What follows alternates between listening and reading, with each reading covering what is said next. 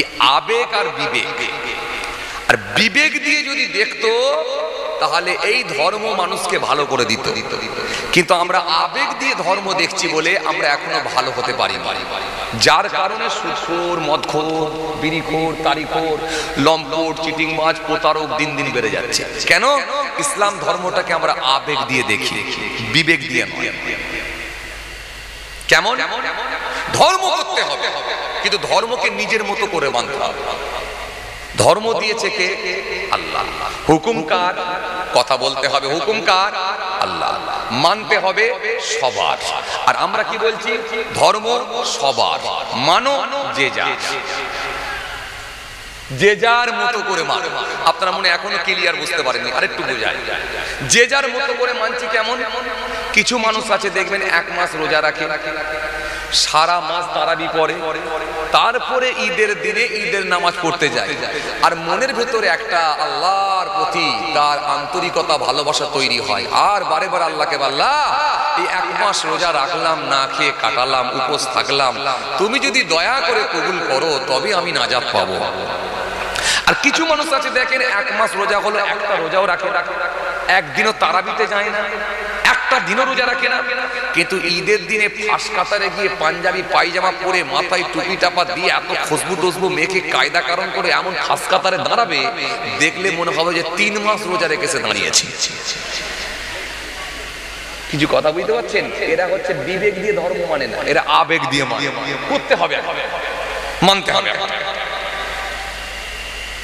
জুম্মার দিনে দেখে কিছু মানুষ সকাল সকাল গোসল করে ওযু করে মসজিদে চলে যায়। তাহিয়াতুল ওযু, দখলাল মসজিদ, কাবলাল জুম্মা, বাদাল জুম্মা, আখিরি জোহর, ইমামের পেছনে 2 রাকাত ফরজ, সুন্নত, নফল, পুরো নামাজ কমপ্লিট করে দিয়ে ঘরে আসে। আর কিছু মানুষ আছে দেখবেন একবারে ছুটে গিয়ে ইমাম সাহেব যখন আল্লাহু আকবার, তখন পেছনে দাঁড়িয়ে গেল, 2 রাকাত পড়ে নি মাছু। ডিসাইড করতে হবে ধর্মটা কেমন করে মানব। কেন? ধর্ম আল্লাহ মানতে বলেছে, ধর্ম আপনাকে ভালো করে দেবে, মানুষকে সোজা পথের দিকে ধাবিত করবে, মানুষকে সোজা রাস্তায় অগ্রসর করবে। ধর্ম এসেছে ভালো করার জন্য, ধর্ম আপনাকে আল্লাহ দিয়েছেন ভালো করার জন্য। কিন্তু এই ধর্মটাকে আমরা শুধুমাত্র ফর্মালিটি মেনটেন করছি, শুধুমাত্র নিয়ম মেনটেন করছি, শুধুমাত্র আমরা ধর্মকে সাইনবোর্ড হিসেবে বানিয়েছি, যার কারণে এই ধর্ম আমাদের কোনো উপকারে আসছে না। আপনি একটা গাড়ি কিনেছেন, আমার মতো হুজুরের কাছে গেলেন, হুজুর একটা গাড়ি কিনেছি, হুজুর চাবিটা একটু ফু মেরে দেন। হুজুর চাবিটা ফু মেরে দিলেন। হুজুর একটা মাদুলি দেন, হুজুর গাড়ি স্টিয়ারিং এ বাঁধবো। হুজুর স্টিয়ারিং এ বেঁধে দেওয়া হলো।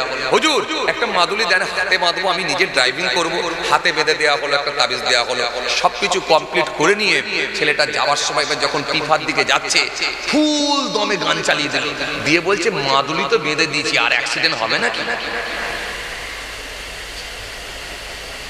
অথচ ওই ছেলেটাকে যদি আপনি দেখেন, পা থেকে মাথা পর্যন্ত একটা নবীর সুন্নত দেখাতে পারবেন, একটাও নবীর সুন্নত দেখাতে পারবেন। অথচ যদি ওই ছেলেটাকে আপনি দেখেন, ওর সঙ্গে যদি 24 ঘন্টা ঘোরেন, একটাও আল্লাহর ফরজ মানে না, একটাও আল্লাহর ওয়াজিব মানে না, একটাও সুন্নত মানে না। অথচ শুধুমাত্র চাবিতে ফু মেরে আর শুধুমাত্র মাদুলি স্টিয়ারিং এ ঝুলিয়ে দিয়ে বেরিয়ে গেল। ডিসাইড করুন, ধর্ম এইরকম নয়। এই ধর্ম যারা মেনেছেন তারা এক একজন আল্লাহর মাহবুব বান্দা হয়ে গেছে। আল্লাহ ধর্ম দিয়েছেন মানার জন্য, মানলে কি হবে? তোমরা ভালো হয়ে যাবে। ভালো করার জন্য আল্লাহ ধর্ম দিয়েছেন, মানতে বলেছেন। সারা পৃথিবীর মানুষ যদি নামাজ না পড়ে, আমার আল্লাহর কোনো ক্ষতি হবে না। সারা বিশ্বের মানুষ যদি রোজা না রাখে, আমার আল্লাহর কোনো ক্ষতি হবে না।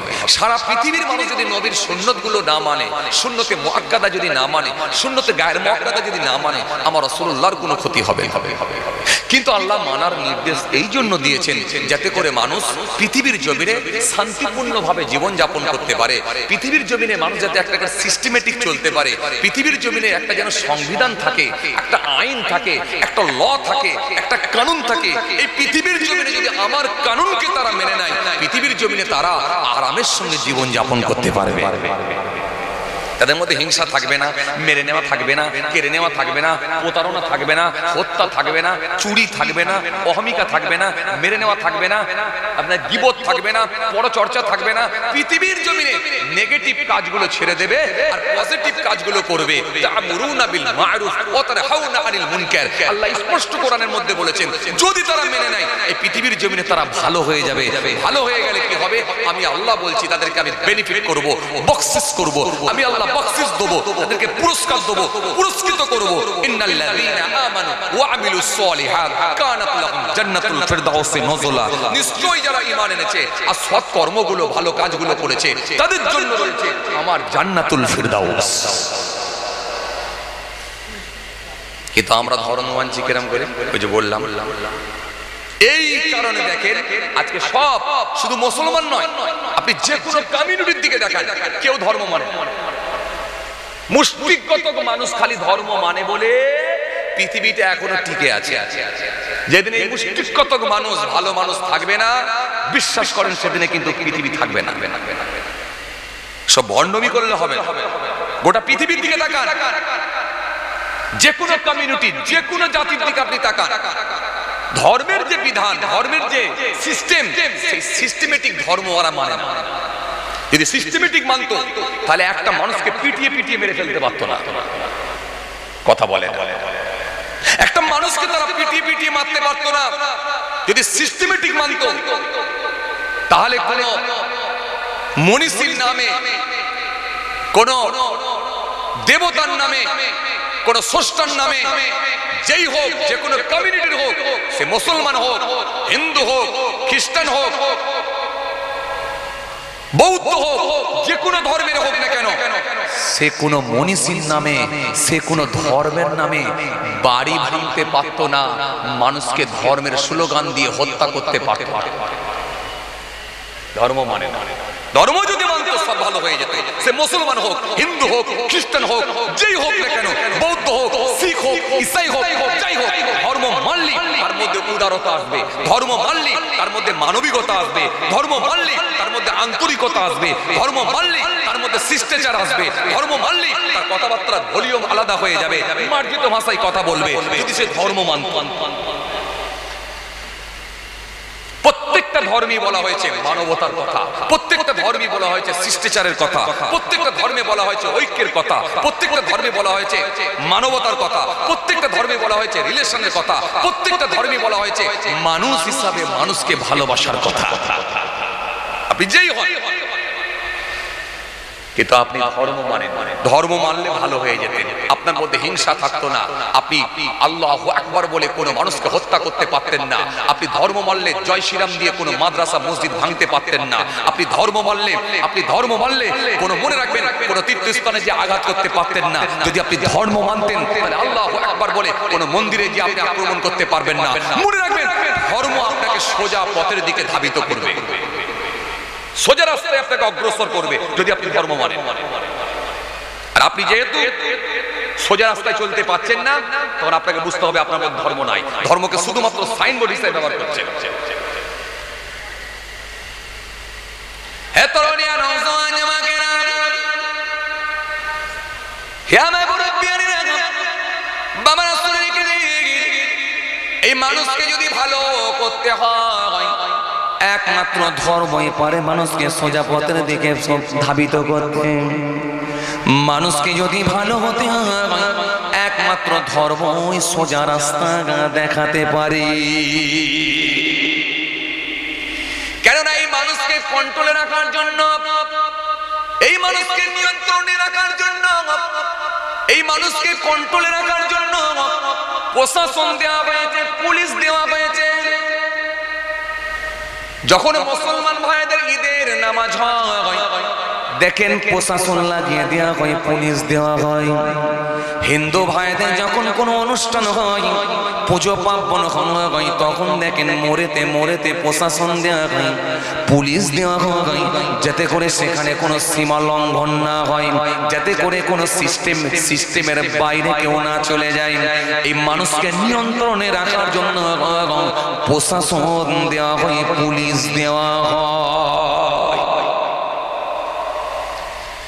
এরপরও আপনি বলেন প্রশাসন দিয়ে হোক, পুলিশ দিয়ে হোক, কিন্তু মানুষকে কন্ট্রোল করা যায় না। প্রশাসন থাকার পরেও মানুষ কন্ট্রোলে থাকছে না।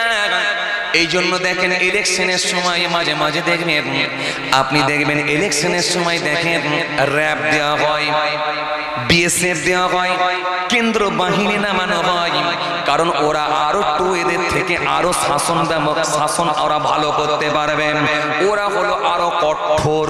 এই জন্য ওদেরকে দিয়ে সাইজ করার জন্য র‍্যাব নামানো হচ্ছে, কেন্দ্র বাহিনী নেওয়া হচ্ছে, শুধুমাত্র মানুষকে নিয়ন্ত্রণে রাখার জন্য। কিন্তু এরপরেও বলে মানুষকে কিন্তু কন্ট্রোল করতে পারে না। এরপরেও বলেন চুরি হচ্ছে, খুন হচ্ছে, এরপরেও বলে রেপ হচ্ছে, নারী নির্যাতন হচ্ছে। এই মানুষকে কিন্তু কন্ট্রোল করা যায় না। এই মানুষকে কন্ট্রোল করার জন্য, এই মানুষকে ভয় খাওয়ানোর জন্য প্রশাসনের আলাদা জার্সি আছে, আলাদা ইউনিফর্ম আছে, আলাদা ড্রেস। কথা বলছেন না কেন? আলাদা ড্রেস। আমরা পরি ইসলামিক লেবাস, আমরা পরি নবীর সুন্নতি লেবাস পরি। আমরা পাঞ্জাবি পায়জামা, কেউ পাঞ্জাবি লুঙ্গি, কেউ মাথায় টুপি। কিন্তু এই মানুষকে কন্ট্রোল করার জন্য প্রশাসনের দেখেন আলাদা লেবাস, আলাদা ইউনিফর্ম আছে, আলাদা ড্রেস আছে। শুধু ড্রেস পরি শেষ নয়, কাঁধেতে দেখেন একটা করে বন্দুক নিয়ে আছে, মানুষকে ভয় পাওয়ানোর জন্য, মানুষকে কন্ট্রোলে রাখার জন্য। এরপরও দেখেন চেহারাগুলো দেখবেন ভয়ঙ্কর ভয়ঙ্কর চেহারা। এরপরও যখন মানুষ দেখছে কন্ট্রোলে থাকছে না, অনেক প্রশাসনকে আপনি দেখবেন, পুলিশকে দেখবেন, তাদের মোচগুলো দেখবেন খুব ভয়ঙ্কর ভয়ঙ্কর মোচ, বড় বড় গোঁফ, বড় বড় গোঁফ, যাতে করে তার ভাব গোঁফটা এমন থাকবে মানুষ যাতে চট করে ভয় পেয়ে যায়। এরপরও দেখছে মানুষ কন্ট্রোলে আসছে না, বড় গোঁফ রেখেও কাজ হচ্ছে না। অনেক সময় দেখবেন প্রশাসনগুলো মাঝে মাঝে দেখবেন বড় বড় দেখবেন বড় বড় চশমা পরে, ভয়ঙ্কর চশমা, মানুষ যাতে ভয় খেয়ে যায়। তারপরও দেখছে কন্ট্রোলে থাকছে না।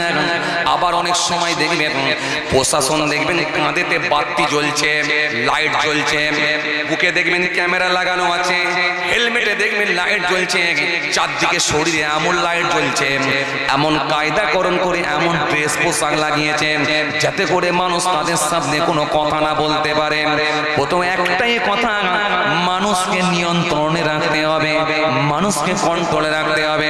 কিন্তু এরপরও দেখেন এই মানুষকে তারা কন্ট্রোল করতে পারছে না, এরপরও নিয়ন্ত্রণের বাইরে চলে যাচ্ছে। এরপরে দেখেন চুরি হচ্ছে, এরপরে দেখেন খুন হচ্ছে, এরপরে দেখেন ডাকাতি হচ্ছে, এরপরে দেখেন নারী নির্যাতন হচ্ছে। এইগুলো সব দিন দিন দিন দিন বেরিয়ে চলেছে।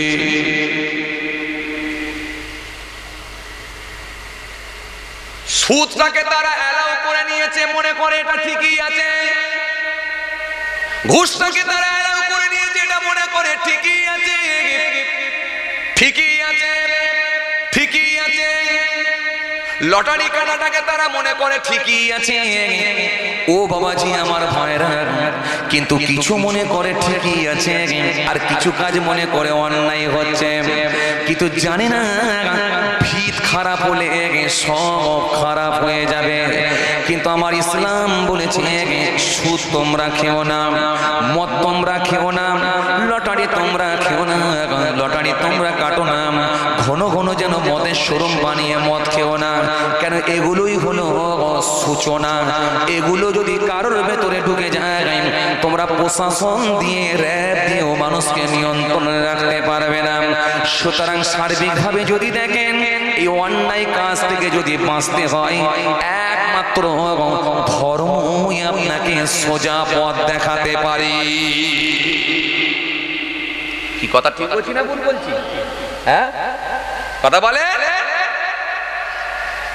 কিছু অন্যায়কে তারা মেনে নিয়েছে, মদ মেনে নিয়েছে, সুদ মেনে নিয়েছে, লটারি মেনে নিয়েছে, এরকম কিছু অন্যায়কে তারা মেনে নিয়েছে। এগুলো তারা মনে করে অপরাধ নয়। এই চুরি করাটাকে মনে করে অপরাধ, খুন করাটাকে মনে করে অপরাধ, নারী নির্যাতনটাকে মনে করে অপরাধ। এই কতগুলো অপরাধের জন্য আজকে দেখেন প্রশাসনকে লাগানো হয়েছে।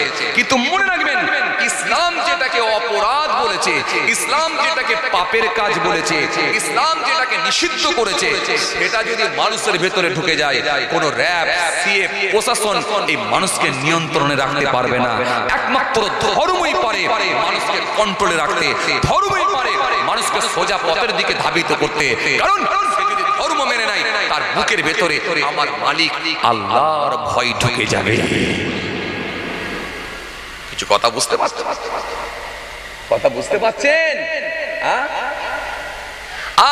ধর্ম যদি আপনি মেনে নেন, আপনার বুকের ভেতরে এমন ভয় ঢুকবে, আপনি আর কোনো অন্যায় কাজ করতে পারবেন না। যান, যেখানে যান সব জায়গায় অন্যায়। একমাত্র যারা ধর্ম মানে, আল্লাহর হুকুমকে যারা পরিপূর্ণভাবে মেনে নিয়েছে, এই মানুষগুলো হকের পথে আছে, যার কারণে পৃথিবী টিকে আছে। যেদিন এই মানুষগুলো থাকবে না, সেদিনে কিন্তু মনে রাখবেন পৃথিবী থাকবে না। আপনাকে কি বোঝাতে চাইলাম? ধর্ম যদি আপনি মেনে নেন, আপনি ভালো থাকবেন, আপনি সুরক্ষিত থাকবেন, আপনি নিরাপদে থাকবেন, আপনি ভালো থাকবেন। এই ভালো থাকার জন্য আল্লাহ বলেছে আমার ধর্ম, আমার হুকুমকে মেনে নাও। আর হুকুম মেনে নিলে কি হবে? আমি আল্লাহ তোমাকে কবুল করে নিয়ে আমার ওলি বান্দার খাতায়, আমার মাহবুব বান্দার খাতায়, মোমেনের খাতায় তোমার নামটাকেও আমি আল্লাহ তুলে দেবো। জোরে বলতে পারেন না? আরো জোরে হয় না? যদি তুমি না করো, এই পৃথিবীর জমিনে কেউ তোমাকে কিন্তু নিয়ন্ত্রণে রাখতে পারবে না। কথা বলে, কথা বলে, জি কথা বলেন। তুমি ঘুষ খাচ্ছ, ঘুষের বিরুদ্ধে যার কাছে তুমি গিয়ে বিচার চাইছো, সে নিজেই ঘুষখোর, সে নিজেই ঘুষখোর। তুমি চুরি করছো, যার কাছে গিয়ে চুরির বিচার চাইছো, সে নিজেই দেখো এমন কিছু কর্ম তার মধ্যে ঢুকে আছে, সে নিজেই হলো বড় চোর। তাহলে একমাত্র ভালো হতে পারে সেটা হলো ধর্ম, ইসলাম ধর্ম। ধর্ম মানলে, আপনি যে ধর্মেরই মানুষ হন না কেন, আপনাকে ধর্ম মানতে হবে।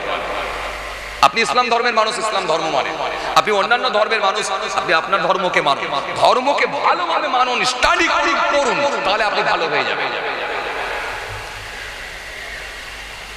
কিছু কথা বুঝতে পারছেন বাবাজি? বুঝতে পারছেন? আর যদি মেনে নেওয়া হয়, তোমাকে আমি আল্লাহ বকশিশ দেবো, প্রাইজ দেবো, তোমার কোনো চিন্তা নাই। লা তাহিনু ওয়া লা তাহজানু ওয়া আনতুমুল আ'লাউনা ইন কুনতুম মুমিনিন। খবরদার তোমরা ঘাবড়াবে না, চিন্তিত হইও না, ভেঙে পড়ো না, তোমরাই বিজয়ী হবে।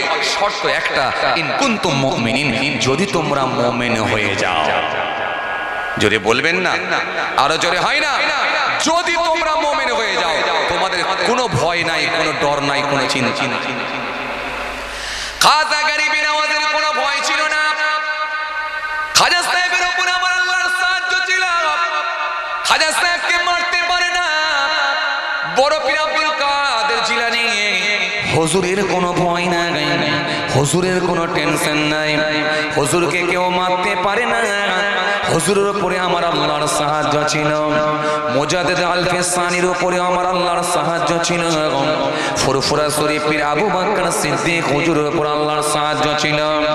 বসিরহাট আল্লামা রুহুল আমিন রাহমাতুল্লাহ আলাইহি হুজুরের উপর আল্লাহর সাহায্য ছিল।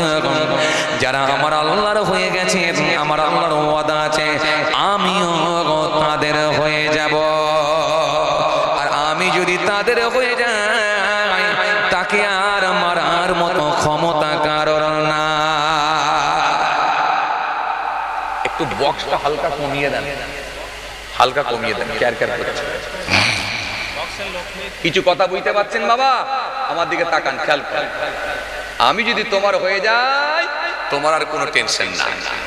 ফেরাউন লাগার পরেও কিন্তু মুসা কালিমুল্লাহকে আটকাতে পারে না, নমরুদ লাগার পরেও কিন্তু ইব্রাহিম খলিলুল্লাহকে রুখে দিতে পারে না।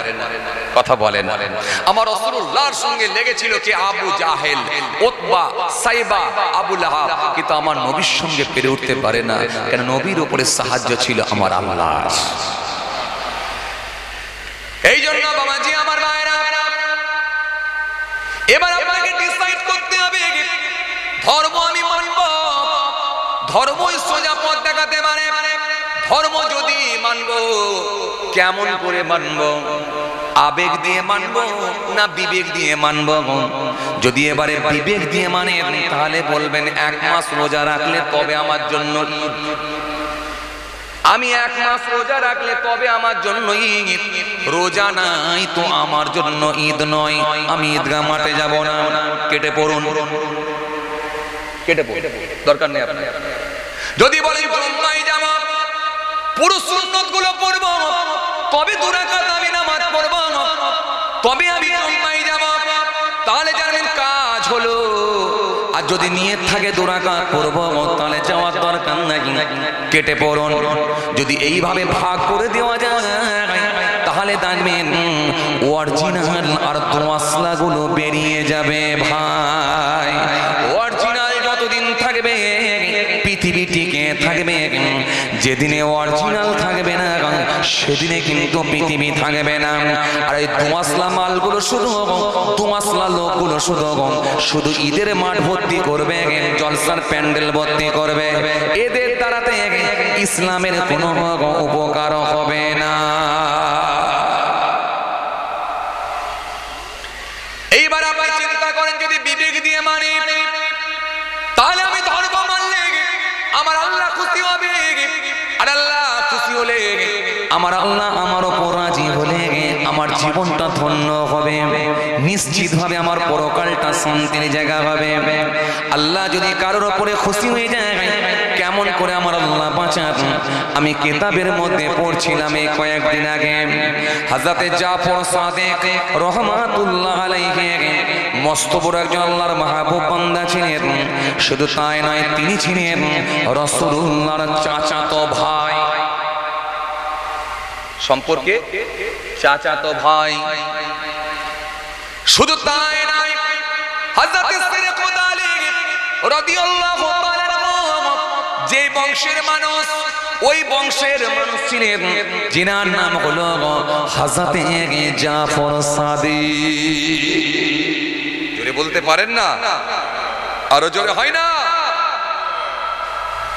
কে? হযরত সিরাখুদা আলী। জালিস সম্পর্কে আমার নবী বলেছিলেন, আনা মাদিনাতুল ইলম ওয়া আলিয়ুন বাবুহা, আমি হলাম বিদ্যার শহর, আমি হলাম ইলমের শহর, সেই শহরের দরজা হলো আমার আলী। জোরে বলতে পারেন না? খুশি মনে হয় না? জাফর সাদিক রহমাতুল্লাহ আলাইহি তিনি এত বড় আল্লাহর মাহবুব বান্দা ছিলেন, তিনি এক সময় ঘোষণা দিয়েছিলেন, হে মানুষ আর জিন সাক্ষী থাকো, হে মানুষ আর জিন শুনে রেখো, আমি রাসূলুল্লাহর প্রতি প্রেম ভালোবাসা দেখাতে গিয়ে, নবী বংশের প্রতি প্রেম ভালোবাসা দেখাতে গিয়ে আল্লাহর হুকুম মানার ক্ষেত্রে, আল্লাহর হুকুম মেনে নেওয়াতে যদি কেউ আমাকে রাফেজি বলে, মানুষ আর জিনের সাক্ষী থাকা উচিত। নবী বংশের প্রতি মহব্বত আমার কমাতে পারবে না, আহলে বায়াতের প্রতি মহব্বত কমাতে পারবে না। এই আহলে বায়াতের প্রতি মহব্বত রাখতে গিয়ে যদি কেউ আমাকে রাফেজি বলে, এই মানুষ আর জিনের সাক্ষ্য থাকা উচিত, আমি রাফেজি হতে রাজি, কিন্তু আহলে বায়াতের প্রতি আমার মহব্বত কমিয়ে দিতে আমি রাজি নই। কথা বুঝতে পারছেন? ও ভালো করে বুঝবেন। জি, কিতাবের মধ্যে পাওয়া যায় বাগদাদের জমিনে 4th হিজরির প্রথমের দিকে সিংহাসনে যিনি আরোহণ করেছিলেন, যার নাম হলো বাদশা খলিফা মানসুর। খলিফা মানসুরের নাম আপনারা শুনেছেন অনেক। 4th হিজরির প্রথমের দিকে বাগদাদের সিংহাসনে যিনি আরোহণ করেছিলেন, যার নাম হলো খলিফা মানসুর। হযরত জাফর সাদিক রাহমাতুল্লাহ আলাইহি সেই পিরিয়ডের মানুষ ছিলেন। ও ভালো করে শুনুন, সেই পিরিয়ডের মানুষ ছিলেন হযরত জাফর সাদিক রাহমাতুল্লাহ আলাইহি। তিনি এত বড় আল্লাহর মাহবুব বান্দা ছিলেন, এত বড় আল্লাহর খাস বান্দা ছিলেন। কিতাবের মধ্যে পাওয়া যায় খলিফা মানসুর দেখলেন সারা এলাকায় জাফর সাদেকের নাম ছড়িয়ে গেল। কথা শুনছেন? খুব ভালো করে শোনেন, খেয়াল করেন, খেয়াল করেন। সারা এলাকায় জাফর সাদেকের নাম ছড়িয়ে গেল। সারা এলাকায় জাফর সাদেকের সুনাম এত বৃদ্ধি পেতে লাগলো, এত দিন দিন বেড়ে যেতে লাগলো, তার জনপ্রিয়তা এত বাড়তে লাগলো, তার তিনি এত পপুলারিটি হয়ে গেলেন, মানুষের কাছে এত প্রিয় হয়ে গেলেন, লোকে দলে দলে দলে দলে এসে জাফর সাদেকের কাছে ভিড় করতে লাগলেন। কেন? আল্লাহর ওয়াদা আছে যে আমার হয়ে যাবে আমি আল্লাহ স্বয়ং তার হয়ে যাব। ফাসকুরুনি আযকুরকুম, বান্দা আমাকে স্মরণ কর, ডাক, আমি আল্লাহ তোকে স্মরণ করব। জোরে বলতে পারেন না? একটু খুশি মনে বলতে পারেন? আপনারা বসিরহাট এলাকার মানুষ, আপনাদেরকে জোরে বলতে হবে দরুদ শরীফ পড়ো, আপনাদেরকে জোরে বলতে হবে সুবহানাল্লাহ পড়ো, আপনাদেরকে জোরে বলতে হবে আলহামদুলিল্লাহ বলো। আপনারা বসিরহাট এলাকার মানুষ। আমি বসিরহাটকে নিয়ে গর্ব করি। যা আজও 24 পরগনা চলে যাও, বসিরহাট এলাকায় চলে যাও, একটা ভ্যান চালককেও তুমি দেখবে এত বড় দাড়ি, সুন্নতি লেবাস, সুন্নতি চুল, মাথায় সুন্দর টুপি, এত বড় দাড়ি, একটা দেখলে আলেম আলেম কি জি। হ্যাঁ, এই বসিরহাট এলাকা নিয়ে আমি গর্ব করি। কিন্তু আপনাদেরকে আজকে আমি দেখছি জোরে বলতে হচ্ছে সুবহানাল্লাহ বলো, জোরে বলতে হচ্ছে বলো আলহামদুলিল্লাহ। এটা তো আমাকে ভাবতে অবাক লাগছে। বসিরহাট এলাকার লোককে কিছু বলতে হয় না, সব বুঝে নাই, সব জানে। খেয়াল লক্ষ্য করেন যে কথা আপনাদের বোঝাতে চাইছি ভাই, এই বক্সটা একটু কমিয়ে দিয়েছো হালকা, বড্ড ভ্যার ভ্যার করছে। খেয়াল করেন বাবাজি, খুব খেয়াল করেন, ধ্যান দেন। জাফর সাদিক রহমাতুল্লাহ আলাইহি তিনার পরিচিতি বেড়ে গেল। এই ওর পয়েন্টটা নিচে আসবে এখানে, এই বন্ধ করে দেন তো ভাই। ঠিক আছে এবার খেয়াল কর, জাফর সাদিক রহমাতুল্লাহ আলাইহি তার দিন দিন এত পরিচিতি বেড়ে গেল, এত ভালোবাসা বেড়ে গেল মানুষের কাছে, এত মানুষ তিনার কাছে এসে ভিড় করতে লাগলো। খলিফা মানসুর রাগান্বিত হয়ে গেল, রেগে গেল। কেন? হিংসা। এই হিংসা আজকের দিনে আছে না নাই? আরে বাবা কথা বলছেন না কেন? আছে না নাই? সাধারণ মানুষ তো দূরের কথা, অনেক পরে বলবো। আজকে মাওলানা বক্তা ওয়াইজিনদের ভেতরে হিংসা আছে না নাই? আছে না নাই? সোশ্যাল মিডিয়ায় আপনারা দেখছেন, ওকে কাদা ছুড়ছে, ওকে কাদা ছুড়ছে, এই ইট ছুড়লে ও পাথর ছুড়ছে, কেউ কাউকে ছাড়বে না, খালি বলছে হাম কিসি সে কম নেই। কথা বলছেন না কেন? হাম কিসি সে কম নেই। আরে তুই আমাকে কি বলবি? কে সহ্য করবে ভাই? পরিস্থিতি খুব খারাপ, খুব খারাপ। কার পিছনে যাবেন? বর্তমান সময় খুব যাচাই বাছাই না করলে আপনি খুঁজে পাবেন না। খুব যাচাই বাছাই না করলে আপনি খুঁজে পাবেন। সাধারণ মানুষ কারকে অনুসরণ করবে, কার দেখে মানুষ শিক্ষা গ্রহণ করবে। যাদের দেখে শিক্ষা গ্রহণ করবে তাদের ভেতরে হিংসা বোঝায়, যাদের দেখে শিক্ষা গ্রহণ করবে তাদের ভেতরে অহংকার বোঝায়, যাদের ভেতরে শিক্ষা গ্রহণ করবে তাদের ভেতরে মিথ্যা বোঝায়। আপনি কাদের দিকে অনুসরণ করবেন খুব ভালো করে বুঝবেন। তো জাফর সাদিক রহমাতুল্লাহ আলাইহি হুজুরের দেখে, হুজুরের জনপ্রিয়তা দেখে বাদশার হিংসা বেড়ে গেল। এই কথা শুনছেন? ভালো করে শুনুন, হিংসা বেড়ে গেল। এই হিংসা আজকের দিনে মানুষের ভেতরে, বক্তাদের ভেতরে, ওয়াইজিনদের ভেতরে, হুজুরদের ভেতরে, ইমাম সাহেবদের ভেতরে, হাফেজ সাহেবদের ভেতরে, সাধারণ মানুষের ভেতরে, সবার ভেতরে হিংসা ঢুকে আছে না? আপনি একটা বাড়ি করছেন, আপনার নিজের পয়সায় বাড়ি করছেন, পাশের লোকের হিংসা শুরু হয়ে গেল, হিংসা শুরু হয়ে গেল। কোরআন শরীফের মধ্যে আল্লাহ রাব্বুল আলামিন এই জন্য বলেন আমিন শাররি হাসিদিন ইযা হাসাদ, নবী বলো আমি হিংসুকের হিংসা থেকে পানাহ চাই। কোরআন শরীফের মধ্যে আল্লাহ বলেছেন, নবী হাদিস পাকের মধ্যে বললেন ইয়াকুমুল হাসাদ ফা ইনতাল হাসাদ ইয়াকুলুল হাসাদ কামা তাকুল নারুল। আল্লাহ বললেন হিংসা থেকে তোমরা বেঁচে থাকো, হিংসা থেকে তোমরা দূরে থাকো, হিংসা থেকে তোমরা বিরত থাকো। কেন? আগুন যেমন কাঠকে খেয়ে দেয়, আমি নবী বলছি হিংসা তেমন আমলকে খেয়ে। কি হবে? তুই মাওলানা হয়ে কি হবে? তুই হুজুর হয়ে কি হবে? তুমি বক্তা হয় কি হবে? তুমি ওয়াইজিন হয় কি হবে? তুমি পীর সাহেব হয় কি হবে? তুমি মুফতি সাহেব হয়। তোমার ভেতরে যদি হিংসা বোঝাই থাকে, মনে রাখো নবীর হাদিস, আগুন যেমন কাঠকে খেয়ে নেবে ওই রকম ভাবে হিংসা তেমন আমলকে খেয়ে নেবে। আপনারা বসেন, হয় বসেন না হলে খসেন, দুটোর মধ্যে একটা করে। তবে একটা কথা শোনে, একটা কথা শোনে, চলে যাওয়ার থেকে দাঁড়িয়ে থাকা ভালো, আর দাঁড়িয়ে থাকার থেকে বসে পড়া ভালো। কথা মনে বুঝতে পারেন? বুঝতে পেরেছেন কি বলছি? চলে যাওয়ার থেকে দাঁড়িয়ে থাকা ভালো, আর দাঁড়িয়ে থাকার থেকে বসে পড়া ভালো। যদি নিয়ত থাকে দাঁড়িয়ে থাকবো তাহলে বসে পড়ে, আর যদি মনে হয় যে চলে যাবো তাহলে দাঁড়িয়ে দাঁড়িয়ে এই তোরা শোন, হুজুর বলছে 10টা মিনিটের জন্য বসে আসেন। আমি তো একবার না 2-3বার রিকোয়েস্ট করেছি, আয় দাঁড়িয়ে দাঁড়িয়ে আছে, একটু বসতে কি হচ্ছে? বসেন না, আরামে বসবেন, এত সুন্দর জায়গা। সারা রাত তো আর হয়তো আমরা বসবো কি বসবো না আল্লাহ ভালো জানে। এটা সুযোগ যখন পেয়েছি, কি কথা ঠিক কিনা?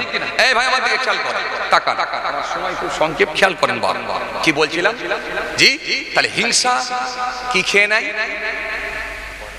কথা বলে, হিংসা কি খেয়ে নেয়? আমল খেয়ে নেয়। এই আমল খেয়ে নেবে হিংসা। আজকে দেখেন, আপনি একটা বাড়ি করছেন, পাশের লোকে হিংসা শুরু হয়ে গেল। আপনি একটা মোটরসাইকেল কিনেছেন, পাশের লোকে হিংসা শুরু হয়ে গেল। আপনি একটা জমি কিনছেন, পাশের লোকের হিংসা শুরু হয়ে গেল। কিছু যদি নাও করতে পারে, ফার্স্ট আপনার পাঞ্জাবি ধরে, আপনার লুঙ্গি ধরে টেনে নামাবার চেষ্টা করবে। একান্ত যদি না পারে, চায়ের দোকানে গিয়েও কামড়াবে। কথা বলছেন না কেন? দেখ করে বাড়ি করছে, বল দেখিনি ইট পড়ছে, বালি পড়ছে, বেটা মনে ভালোই টাকা করেছে। তখন আর একটা বলছে, দেখ আবার ওর তো ছেলেটা বোম্বে গেছিল সোনার কাজে, কি করেছে এখন দেখ। আন্দাজে মেরে দিল। এরকম আন্দাজে মারার লোকও আছে। কথা বলছেন না কেন? আন্দাজে মারার লোক নাই? আছে না? না, জানেন কত ভয়ঙ্কর আন্দাজে কথা বলা, কত ভয়ঙ্কর জানেন? জানিনি আমরা, জানি না।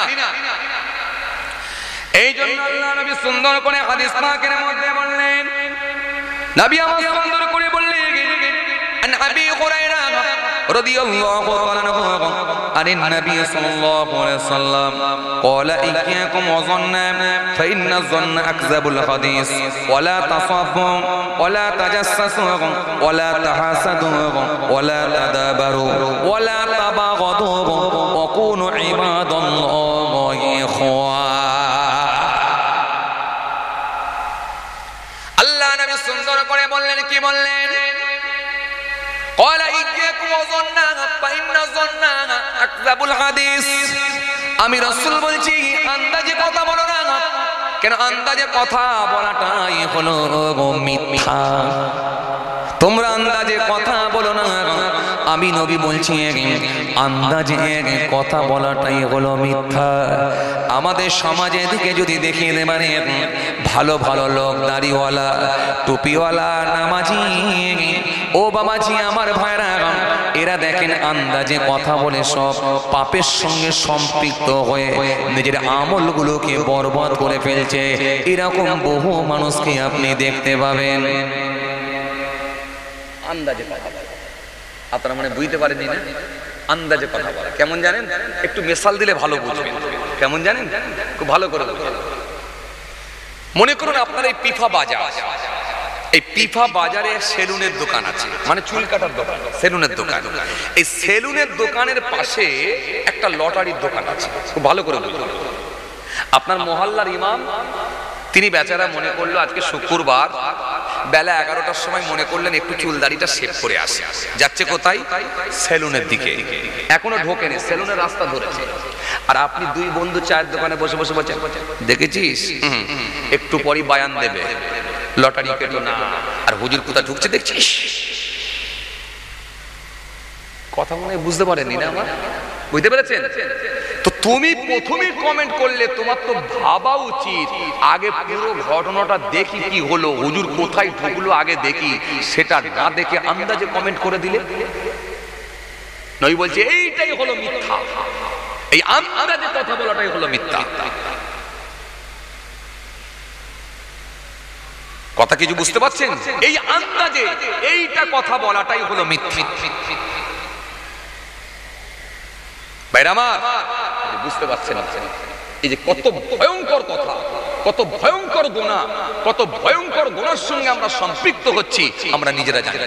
এজন্য কাল কিয়ামতের ময়দানে বহু দাড়িওয়ালা, বহু টুপিওয়ালা, বহু নামাজি, বহু জুব্বাওয়ালা খালি শরীয়ত শরীয়ত শরীয়ত বিরোধী কর্মের সঙ্গে সম্পৃক্ত থাকার কারণে, শরীয়ত বহির্ভূত কর্মের সঙ্গে সম্পৃক্ত থাকার কারণেতে এই মানুষগুলোকে জাহান্নামে যেতে হবে।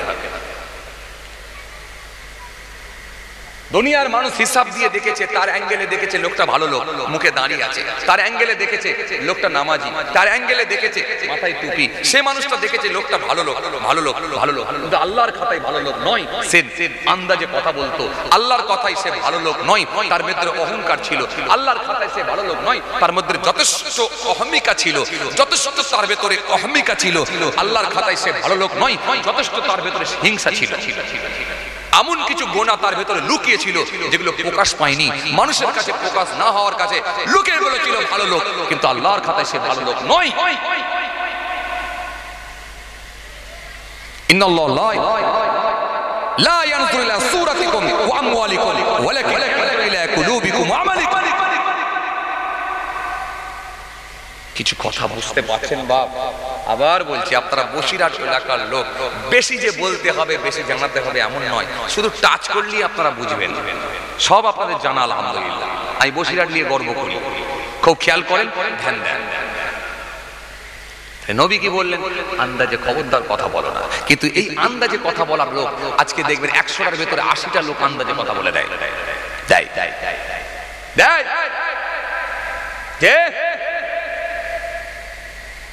আন্দাজে কথা বলে দেয় 100টার ভেতরে 80টা লোক। আপনি একটা চোখে চশমা পরে, আপনি একটা সুন্দর জামা পরে, ভালো একটা চামড়া জুতো পরে পিফা স্টেশনে নেমে হেঁটে হেঁটে হেঁটে হেঁটে বাড়ির দিকে ঢুকছেন, আর 3টে ছেলে মাচায় বসে বসে বলছে, দেখ কলকাতা থেকে কামিয়ে নিয়ে চলে এলো, চকচকে চেহারা দেখছিস, কলকাতা থেকে কামিয়ে নিয়ে চলে এলো। অথচ আপনি আসছেন কোথা থেকে? জামাই বাড়ি থেকে। বরং কামিয়ে নিয়ে আসা তো দূরের কথা, পকেট খালি করে নিয়ে এসছেন। নাতি নাতনির জন্য, মেয়ে জামাইয়ের জন্য যা ছিল পকেট থেকে সব দিয়ে এসছেন, আপনাকে বলছে কলকাতা থেকে কামিয়ে নিয়ে চলে এলো। পুরোটাই আন্দাজ। কথা বলছেন না কেন? খুব ভালো করে বোঝেন, এটা পুরোটা আন্দাজ। আন্দাজ। এই যে আন্দাজে কথা বলা, এটা ভয়ঙ্কর গুনাহ। মাঝে মাঝে আমাদেরকে দাওয়াতের টাইম দিয়ে দেওয়া হয়, বিভিন্ন রকমের টাইম দেওয়া থাকে।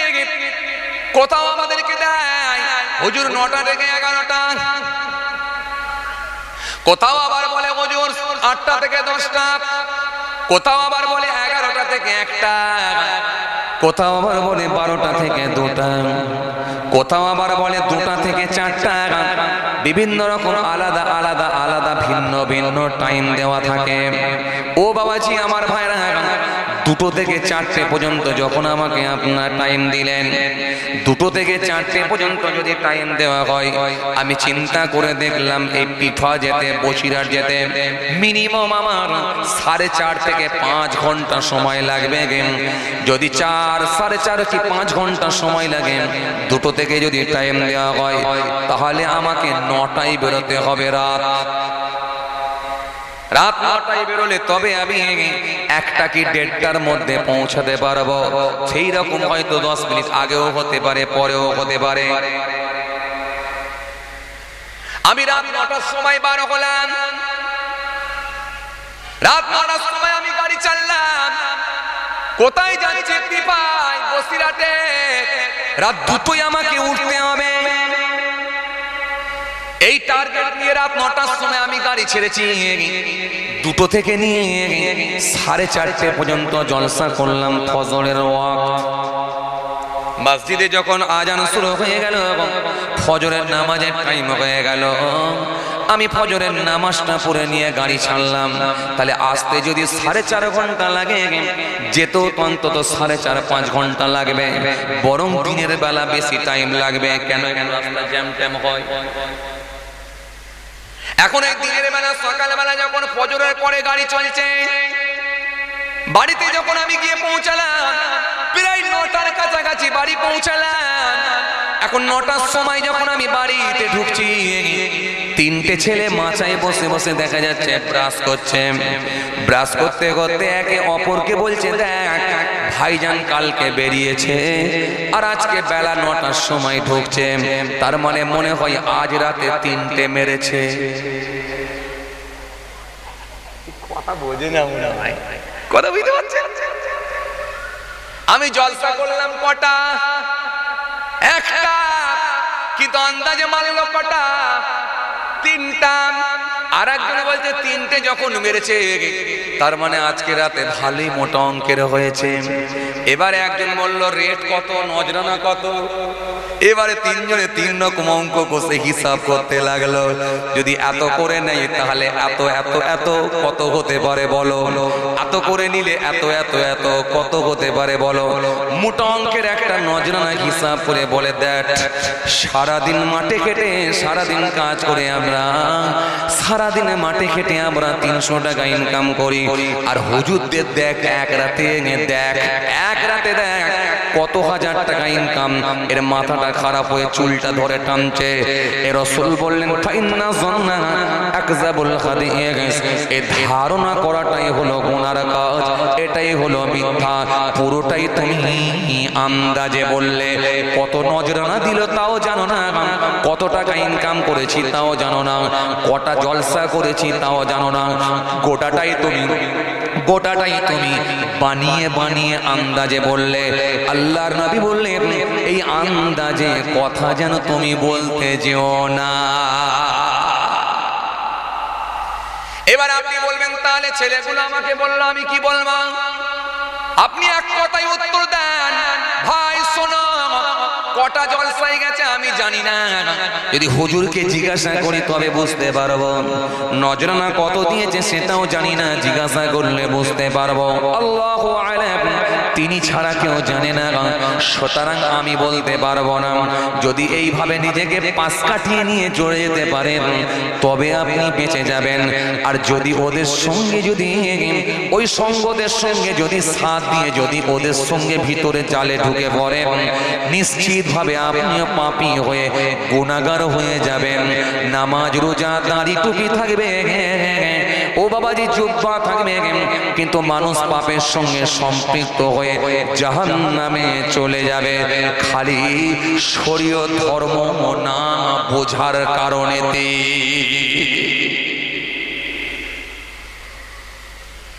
কিছু কথা বুঝতে পারছেন? আমি বজিরার এলাকার লোকে বলেছি বেশি শোনাতে হবে, খালি টাচ মারলেই হবে। এই জন্য আল্লাহ নবী সুন্দর করে কি বললেন, খবরদার তোমরা আন্দাজে কথা বলো না। আমি রাসূল বলছি, এটা হলো পাপের কাজ, এটা হলো গুনার কাজ। এরপর আল্লাহ নবী সুন্দর করে বললেন, আমার নবী সুন্দর করে বললেন, কি বললেন? ওয়ালা তাসাব্বু, খবরদার তোমরা যেন গালি দিও না। আমি রাসূলুল্লাহ বলছি, খবরদার তোমরা যেন গালি দিও না। আজকের সমাজে অনেক মানুষ আছে গালি দেয় কি দেয় না? কথা বলছেন না কেন?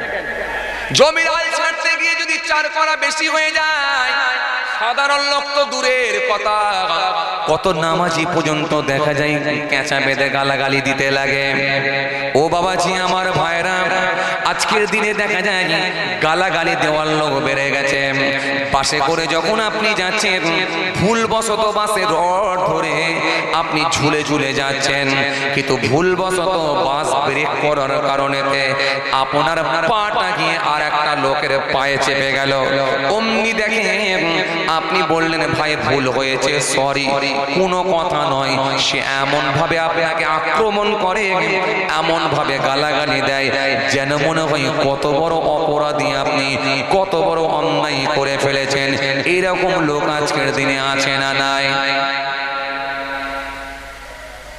অথচ তাদের জামা দেখলে অবাক হয়ে যাবেন। আয়রন করা প্যান্ট পরে আছে, ইস্ত্রি করা জামা পরে আছে, চুলের কাটিং আলাদা, বুকেতে টাই লাগানো আছে, চামড়ার জুতো পরেছে, কিন্তু লোকটার জবানটা পুরো নাপাক হয়ে গেছে, ভিতরটা পুরো দেখেন খারাপ হয়ে গেছে। সমাজে এমন লোক আছে না? না।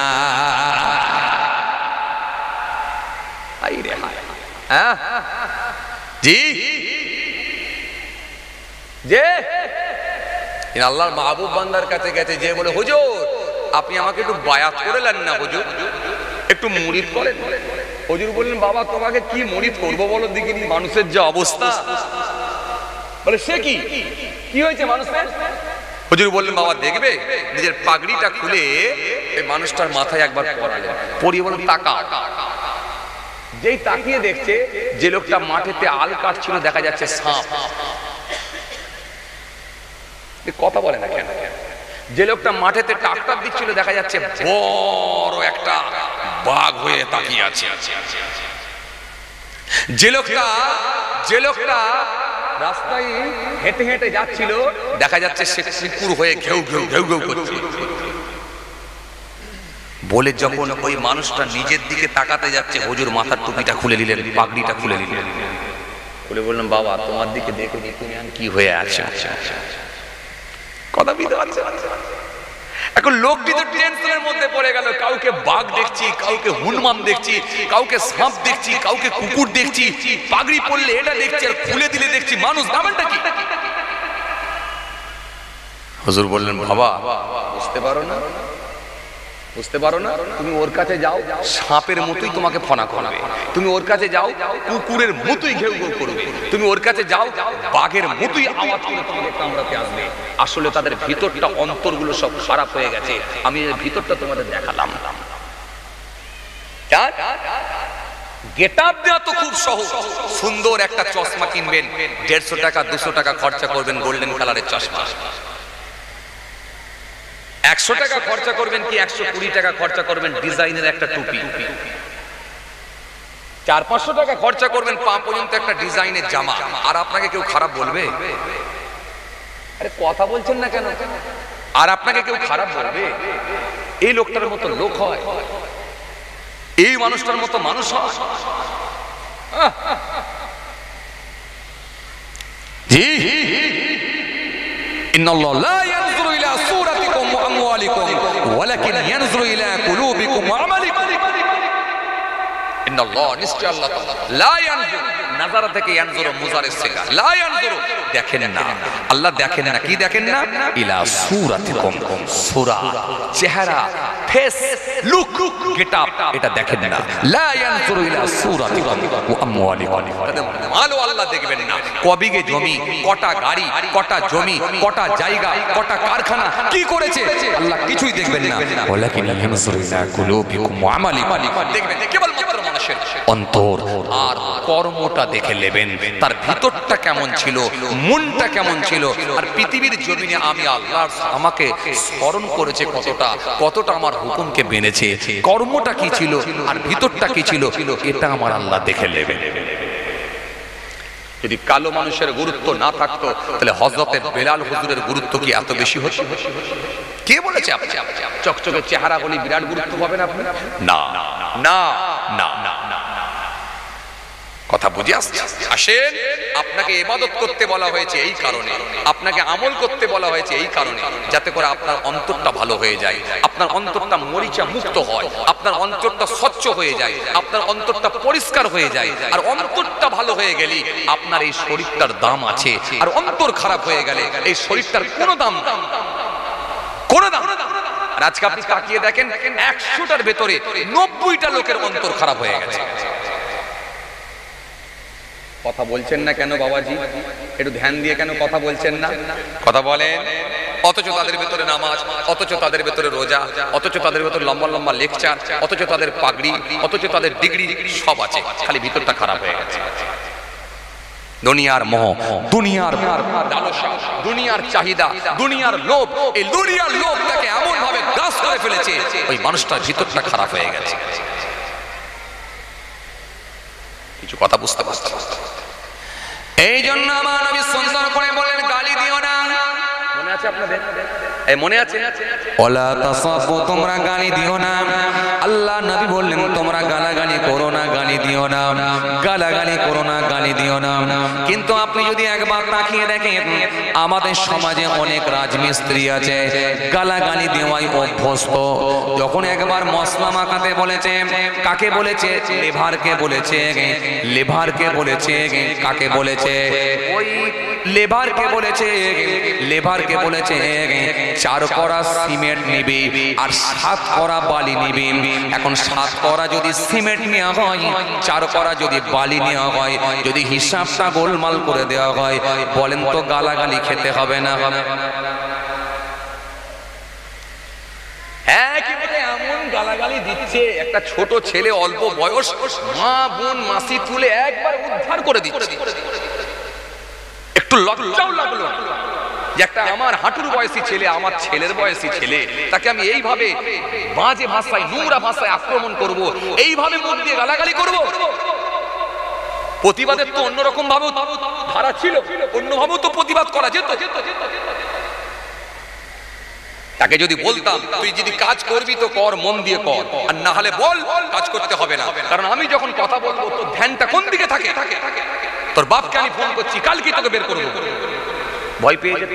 কিন্তু তা না করে আপনি গালাগালি করে তাকে আপনি সংশোধন করার চেষ্টা করছেন। অথচ আমার আল্লাহ আমাদেরকে কত ভালো রেখেছেন।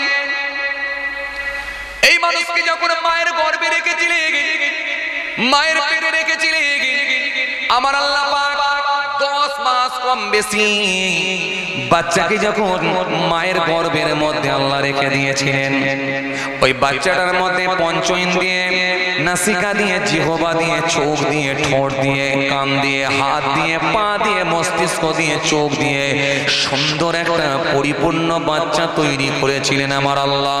ও বাবাজি, আমার ভাইরা, এই যে মায়ের পেটের মধ্যে এতদিন ধরে ছিল, আমার আল্লাহ খাবারের ব্যবস্থা করলেন, তার মায়ের নালীর সঙ্গে, ওই বাচ্চার নালীর সঙ্গে আল্লাহ জুড়ে দিলেন। মায়ের ওই সমস্ত নাপাক রক্তটা নালীর মধ্য দিয়ে বাচ্চার খাবারের আল্লাহ ব্যবস্থা করেছিলেন।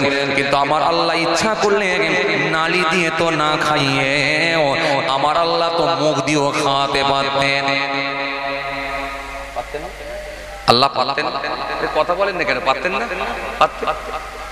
কিন্তু আমার আল্লাহ মুখটাকে পবিত্র রাখলেন, পাক রাখলেন।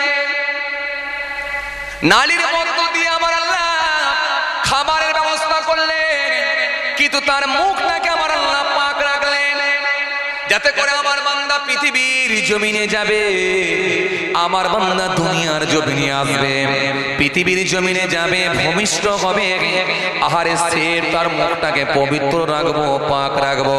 এই পৃথিবীর জমিনে গিয়ে তার ঠোঁট দিয়ে, তার মুখ দিয়ে আমি আল্লাহ নামে বারে বারে তাসবিহ পড়বে, আমার রাসূলুল্লাহকে ভালোবেসে দরুদ শরীফ পড়বে, আমি আল্লাহ নামে কলেমা শরীফ পড়বে, আমার হাবিবের নাম নেবে, বেশি বেশি করে কোরআন তেলাওয়াত করবে, আল্লাহ আল্লাহ করে জিকির করবে। আমি আল্লাহ তার মুখটাকে নাপাক করলাম না, মুখটাকে, ঠোঁটটাকে আমি আল্লাহ পবিত্র পাক করে রেখে দিলাম। কিন্তু বান্দা পৃথিবীর জমিনে চলে না, পৃথিবীর জমিনে এসে সুদের খাতায় না, ঘুষের খাতায় না, মিথ্যার খাতায় না, লটারির খাতায় না, মদের খাতায় না, গেঁজার খাতায় না, সিগারেটের খাতায় না, এত হারাম খাদ্য ভিতরে চলে গেল। হারাম খাদ্য খেয়ে খেয়ে তার লিভার, তার পেট, তার কল্পটা পুরো নষ্ট হয়ে গেল, খারাপ হয়ে গেল। লাস্টে তার জবানটা এত খারাপ হয়ে গেল, সে গালাগালি ছাড়া আর থাকতে পারে না। একটা রাজমিস্ত্রির কাজ করলে সেখানেও গালাগালি দেয়, একটা হার্ডওয়ার্সের দোকানে কাজ করলে সেখানেও গালাগালি দেয়, পাশেতে চললে সে ওখানেও গালাগালি দেয়, মাঠেতে যদি ফসল তুলতে যাই তাও গালাগালি দেয়, সবজির দোকানে গিয়ে সবজি কিনতে গেলে সেখানেও গালাগালি গালাগালি দেয়, দোকানে গেলে মুদিখানা সেখানেও গালাগালি দেয়, ক্রিকেট মাঠে তো গালাগালি দেয়, চায়ের দোকানেও গালাগালি দেয়। অন্তত গালাগালি দেওয়ার যদি কিছুই যদি বিষয় না সাবজেক্ট না খুঁজে পায়, গালাগালি দেওয়ার কোনো কথাই যদি না পায়, এদের জবান খারাপ হয়ে যাওয়ার কারণেতে অন্তত দেখবেন নিচের নামটাকে বারে বারে লেয়। আমার কথা ধরতে পারছেন? সবাই বুঝতে পারবেন? নিচের নামটাকে দেখবেন বারে বারে লেয়। যে ব্যক্তিটা নিচের নামটাকে বারে বারে নেয়, জানবেন তার কল্প খারাপ হয়ে গেছে, তার লিভার খারাপ হয়ে গেছে, তার ভিতর সব খারাপ হয়ে গেছে। এই জন্য গালাগালি ছাড়া সে থাকতে পারবে না। এই জন্য নিচের নামটাও বারে বারে নিচ্ছে, তার মানে তার মুখটাকে সর্বসময় সে নাপাক করে রাখবে। কিছু লোক আছে দেখবেন মুখ দিয়ে নাপাক জিনিসটার নাম সব সময় লেয়। গালাগালির একটা কোর্স থাকে, কোর্স, এই কোর্সটাকে সে কমপ্লিট করে ফেলেছে, গালাগালি ছাড়া সে থাকতে পারে না।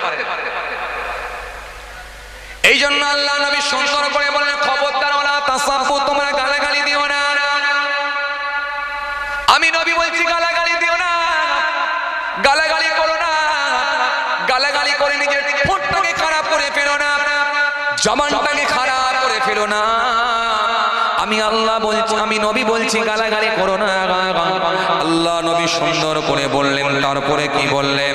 আল্লাহ নবী সুন্দর করে বললেন, ওয়ালা তাজাসসু, তোমরা অন্যের দোষ ত্রুটিগুলোকে খুঁজে খুঁজে খুঁজে খুঁজে বের করো না। আমি রাসূলুল্লাহ বলছি তোমরা অন্যের দোষ ত্রুটিগুলোকে খুঁজে খুঁজে খুঁজে খুঁজে বের করো না। কেননা হাদিস পাকের মধ্যে পাওয়া যায় আল্লাহ নবী বলেছেন, যে ব্যক্তিটা মানুষের দোষগুলোকে ঢেকে রাখবে, কাল কিয়ামতের ময়দানে আমার আল্লাহ তার দোষ ত্রুটিগুলোকে ঢেকে দেবে। জোরে বলতে পারেন না?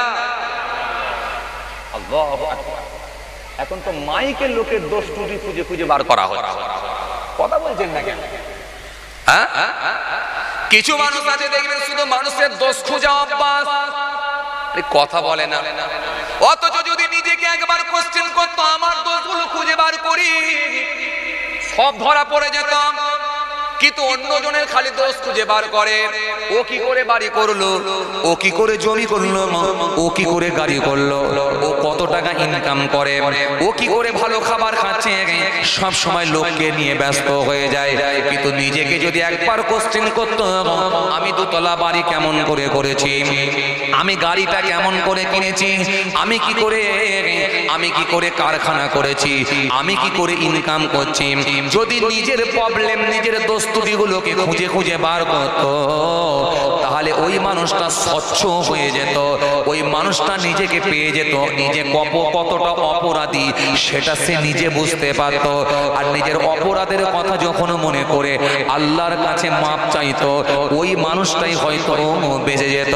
কিন্তু সারাটা জীবন যতদিন বেঁচে রইল, খালি লোকের দোষ ত্রুটি খুঁজে খুঁজে বার করার চেষ্টা করে, একবারও নিজের কথা নিয়ে একবারও ভাবে না। কি কথা ঠিক বলছি না ভুল বলছি? এমনকি কিছু মানুষ আছে দেখবেন, দোষ যদি খুঁজে নাও পায়, প্রতিবেশী লোকেদের দোষ না খুঁজে পেলে শেষে এমনকি ইমাম সাহেবকে পর্যন্ত ছাড়ে। কথা বলে না, মহল্লার ইমামকে পর্যন্ত ছাড়ে না, এমন কিছু লোক আছে। ইমাম সাহেবের কোনো দোষ নাই, ইমাম সাহেবের কোনো দোষ নাই। ইমাম সাহেব কাপড় কাচবেন বলে বেচারা বেলা 11টার সময় একবার মুদিখানা দোকানে গেছেন একটা কাপড় কাচা সাবান কিনতে। আর ওই সময়ে আপনি গেছেন ইমামের কাছে মুরগি জবাই করতে। কথা মনে বোঝেন, বুঝতে পারছেন? ওই সময় আপনি গেছেন ইমামের কাছে মুরগি জবাই করতে, আর ইমাম গেছে কাপড় কাচবে বলে সাবান কিনতে। যখনই দেখেছেন ইমাম নাই, আপনার মাথা গরম। আমার শালা বাবু এলো, আর ইমাম যদি দেখে টাইমে যদি না পায়, তাহলে ইমাম রেখে লাভটা কি হলো? চলো এবারে ইমামের পেছনে খুঁচা মেরে যে কোনো ভাবে তাড়াতে হবে। বলো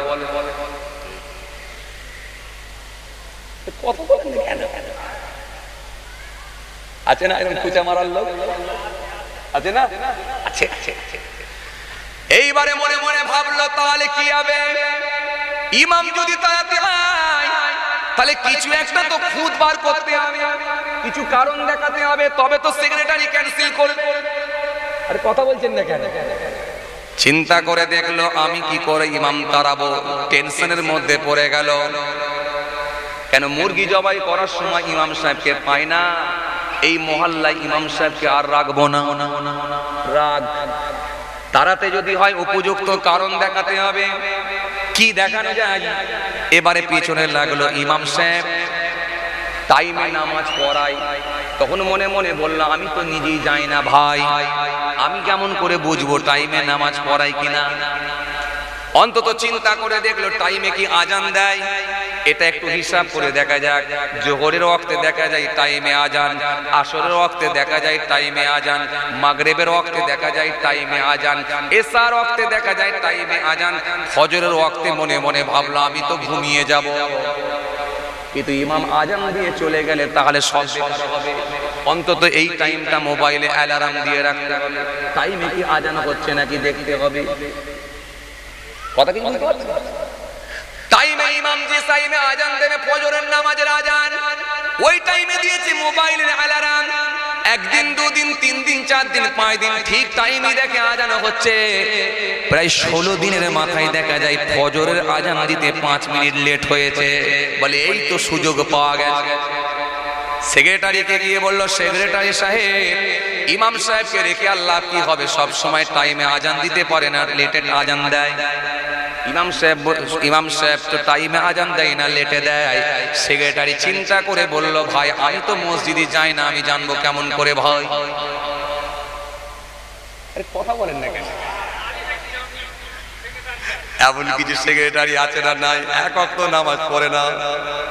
এমন কিছু কেসিয়ার আছে না নাই এক ওয়াক্ত দেখবেন নামাজ পড়ে না, অথচ মসজিদ কমিটির ভেতরে থাকার জন্য জান লড়িয়ে দেবে। কেন? যদি এখান থেকে যদি মাল কিছু ভালো হয়, এজন্য কিছু লোকের দ্বারাই মসজিদের উন্নয়ন উন্নতি হয়, আবার কিছু লোকের দ্বারাই দেখবেন মসজিদের ক্ষতি হয়ে যায়।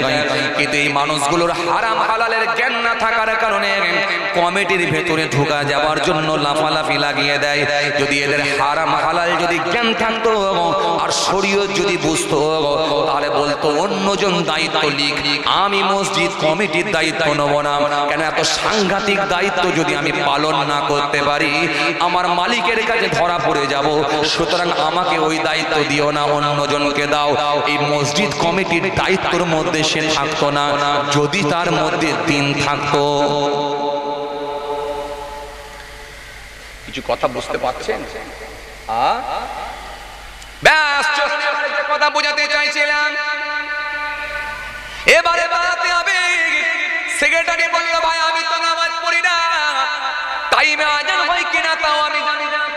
কেসিয়ার বলছে আমিও তো নামাজ পড়ি না, টাইমে আজান হয় কি আমি জানি না।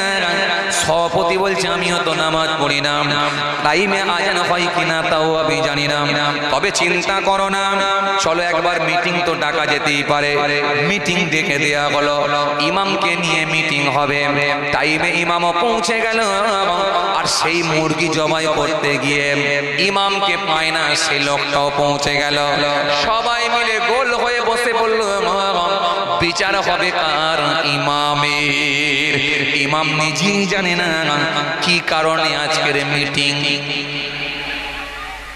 ইমাম এসে গেল নিজের কামরা থেকে, আসসালামু আলাইকুম। ওয়া আলাইকুম আসসালাম। ভাই আপনারা মিটিং ডেকেছেন কি কারণে? কাকে নিয়ে মিটিং করবেন? বলে আপনাকে নিয়ে। ইমাম চমকে উঠল, কি কারণে মিটিং? আমি তো নিজেই বুঝতে পারি না। তখন কেসিয়ার বলল আপনার তো মনে থাকবে না, আপনার তো মনে থাকবে না, আপনি যে লেটে আজান দিতেন এটা কি আপনার স্মরণে আসছে না? ইমাম চমকে উঠে বলল ভাই কে বলল আমি লেটে আজান দিই? তখন ওই লোকটা যে মুরগি জবাই করতে গিয়ে যে ইমামকে পায় না, সেই লোকটা বলছে আমি সাক্ষী আছি আপনি লেটে আজান দেন। কেন? পরশু দিনে আপনার কি মনে না আপনি 5 মিনিট লেটে ফজরের আজান দিয়েছিলেন? যখন বলেছে 5 মিনিট লেটে ফজরের আজান দিয়েছেন, 5 মিনিট লেটে আজান দিলাম না 10 মিনিট লেটে আজান দিলাম, আপনি জানলেন কি করে? আপনি তো কোনোদিন নামাজ পড়তে আসেন না, শুক্রবার দিনে 2 রাকাত ছাড়া কোনোদিনই পড়েন না, তো আপনি বুঝলেন কেমন করে? তখন ওই লোকটা বলছে, ভাই ওই মুরগি জবাই করা লোকটা, সে লোকটা বলছে, ভাই শোনেন, আমি নামাজ পড়তে যাইনি ঠিকই, ভোরবেলা আমি নামাজ পড়তে যাইনি ঠিকই, নামাজ পড়তে যাইনি বলে কি মরতেও উঠবনি। কত কিছু বুঝতে পারেন? তার মানে আপনি মুততে উঠে বুঝলেন বলে, হ্যাঁ যে টাইমে আজান দেন সে টাইমে মুতি, পেচ্ছাপ করি, যে টাইমে আজান দেন সে টাইমে মুতি। আমি মুততে উঠে দেখলাম টাইমে মুতছি কিন্তু টাইমে আজান নাই। ইমাম বলে, তুই জাহেল, লোকেদের এলাকায় আমার থাকার দরকার নাই, পুটলি আজকে গুড়িয়ে নিলাম, চল ঘরে চলে চল। এই জন্য কিছু এলাকায় এমন কিছু মানুষের অত্যাচার বেড়ে গেছে, আজকে ভালো ভালো ইমামগুলো মসজিদে থাকতে পারে না, এক মসজিদ ছেড়ে অন্য মসজিদে চলে যায়। অথচ আপনি যদি দেখেন অবাক হয়ে যাবেন, ইমামের মতো কম পয়সায় কম বেতনে চাকরি করার দ্বিতীয় লোক দেখাতে পারবেন না। আপনার ছেলে 25,000 টাকা ইনকাম করে, আপনি বারবার ফোনে বলছেন 2 বছর হয়ে গেল আর একটু বাড়াতে বলো, 3 বছর হয়ে গেল আর একটু বাড়াতে বলো। অথচ আপনি দেখেন ইমাম সাহেবকে সেই 4,000 টাকা 3,500 টাকা বেতন দেন, একবারও বললেন না পেট্রোলের দাম উপরে উঠছে, ডিজেলের দাম উপরে উঠছে, বেগুন কিনতে গেলে 100-র উপরে হয়ে গেছে, টমেটো কিনতে গেলে 100-র উপরে হয়ে গেছে, শশা কিনতে গেলে, ক্ষীরে কিনতে গেলে 100-র কাছাকাছি হয়ে গেছে। ইমামের 3,500 টাকা বেতনে কেমন করে হবে? চলো 50 করে দিতাম আমরা, 3,500 হতো, মাসে 100 করে দাও, অন্তত 5,000 টাকা করে দেয়া হোক। এটা নিয়ে একবারও ভাবলেন না, বরং ইমাম তারাবার জন্য লাফালাফি করেন। আপনার মতো বদমাশ লোক আমার আল্লাহর কাছে ধরা পড়বে, আমার আল্লাহ সেদিনে ছাড়বে না। রাসূলুল্লাহ বললেন, তোমরা মানুষের খুঁত খুঁজে খুঁজে বেরোবে না। কিছু কথা বুঝতে পারছেন? আমি নবীর হাদিস কিন্তু ছাড়িনি, সে একটা হাদিস ধরে আপনাদের সামনে একটা একটা করে ক্লিয়ার করে বুঝাচ্ছি, আপনাদের বুঝতে সুবিধা হয়। মানুষের দোষ খুঁজে বের, কিন্তু এই দোষ কিসের? ইমাম ছিল না সেদিনে আমি মুরগি জবাই করতে গিয়েছিলাম। যদি তাকে ঘুরিয়ে ধরা হয়, ভাই তোর তো 42 বছর বয়স হয়ে গেল, তুই নিজে কেন মুরগি জবাই করতে? তুই তো তাস খেলা শিখেছিস, ক্যারাম বোর্ড খেলা শিখেছিস, গেজার টান মারতে হয় কেমন করে তা শিখেছিস, পরের মাল কি করে আত্মসাৎ করতে হয় সেটা শিখেছিস, বউকে মহিলা সমিতির হেড কেমন করে বানাতে হয় সেটা শিখেছিস, আর জমির আল কেটে কেটে কেমন করে বাড়াতে হয় সেটা শিখেছিস। মারা তো তোকে দরকার, 42 বছর হয়ে গেল, এখনো মুরগি জবাই করা কেন শিখলি না? কথা বলছেন না? তাহলে মারা দরকার ছিল, পেটা দরকার ছিল ওকে, এলাকা থেকে বয়কট করা দরকার ছিল ওকে। তোর 42 বছর বয়স হয়ে গেল, কেন মুরগি জবাই করতে পারবি না? তোর 42 বছর বয়স হয়ে গেল, কেন মসজিদে আজান দিতে পারবি না? অথচ তোর নাতি হচ্ছে ইমাম সাহেবকে আবার ছুটে ছুটে আনতে যাস, হুজুর ডান কাঁধে আজান দেন, বাঁ কানে ইকামত দেন, আবার সেই ইমামকে পেছনে লেগে তারা বানলাইন করো। আল্লাহ নবী বললেন, তোমরা মানুষের দোষ ত্রুটিগুলোকে খুঁজে খুঁজে খুঁজে খুঁজে বের করো না, সমস্যা যদি হয় সমাধান করো, সমাধান করো। আল্লাহ কোরআনের মধ্যে বললেন, ও আমার মুমিন বান্দারা শোনো, ইন্নামাল মুমিনুনা ইখওয়াতুন ফাসলিহু বাইনা আখওয়াইকুম ওয়াত্তাকুল্লাহ লাআল্লাকুম তুরহামুন। আল্লাহ কোরআনের মধ্যে বললেন, আল্লাহু ওয়ালিউল্লাযীনা আমানু ইখরিজুহুম মিনাজ যুলুমাতি ইলান নূর ওয়াল্লাযীনা কাফারু আউলিয়াহুমুত তাগুত ইখরিজুনাহুম মিনান নূর ইলাজ যুলুমাত উলাইকা আসহাবুন নার হুম ফিহা খালিদুন।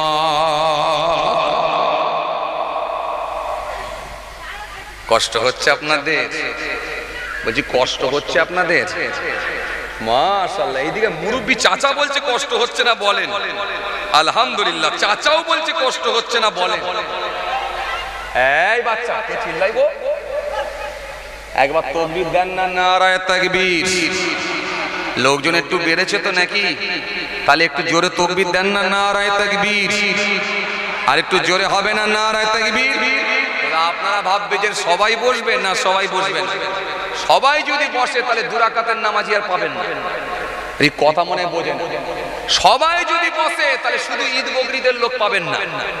সবাই যদি বসে তাহলে চাবিতে ফু মেরে পালাবার লোক পাবেন না। ওই চাবিতে ফু মেরে যারা পালাবার লোক, দুরাকাত নামাজ পড়ে ঘরে পালাবার লোক, ঈদুল ফিতরের দুরাকাত পড়ে যারা পালাবার লোক, ওই লোকগুলো এখানে বসবে না। ওরা মাঝে মাঝে মারবে মুখি আর ওই দিকে চলে যায় টুপি। আরে কথা বলছেন না কেন? কথা বুঝতে পারছেন? এই জন্য আমি সবাইকে ডাকাডাকি করি না। সবাই লাগবে, সবাই লাগবে। আমি একটা জিনিস মনে করি, হেদায়েতের মালিক, আরে কথা বলে না, হেদায়েতের মালিক আল্লাহ। আল্লাহ যাকে হেদায়েত দেবে সেই হবে, সবাই কিন্তু হবে। যদি সবাই হেদায়েত হয়ে যেত তাহলে আমার নবী আবু জাহেলকেও হেদায়েত করে ফেলতো, আমার নবী আবু লাহাবকেও হেদায়েত করে ফেলতো, আমার নবী উতবাকেও হেদায়েত করে ফেলতো, আমার নবী সাইবাকেও হেদায়েত করে ফেলতো।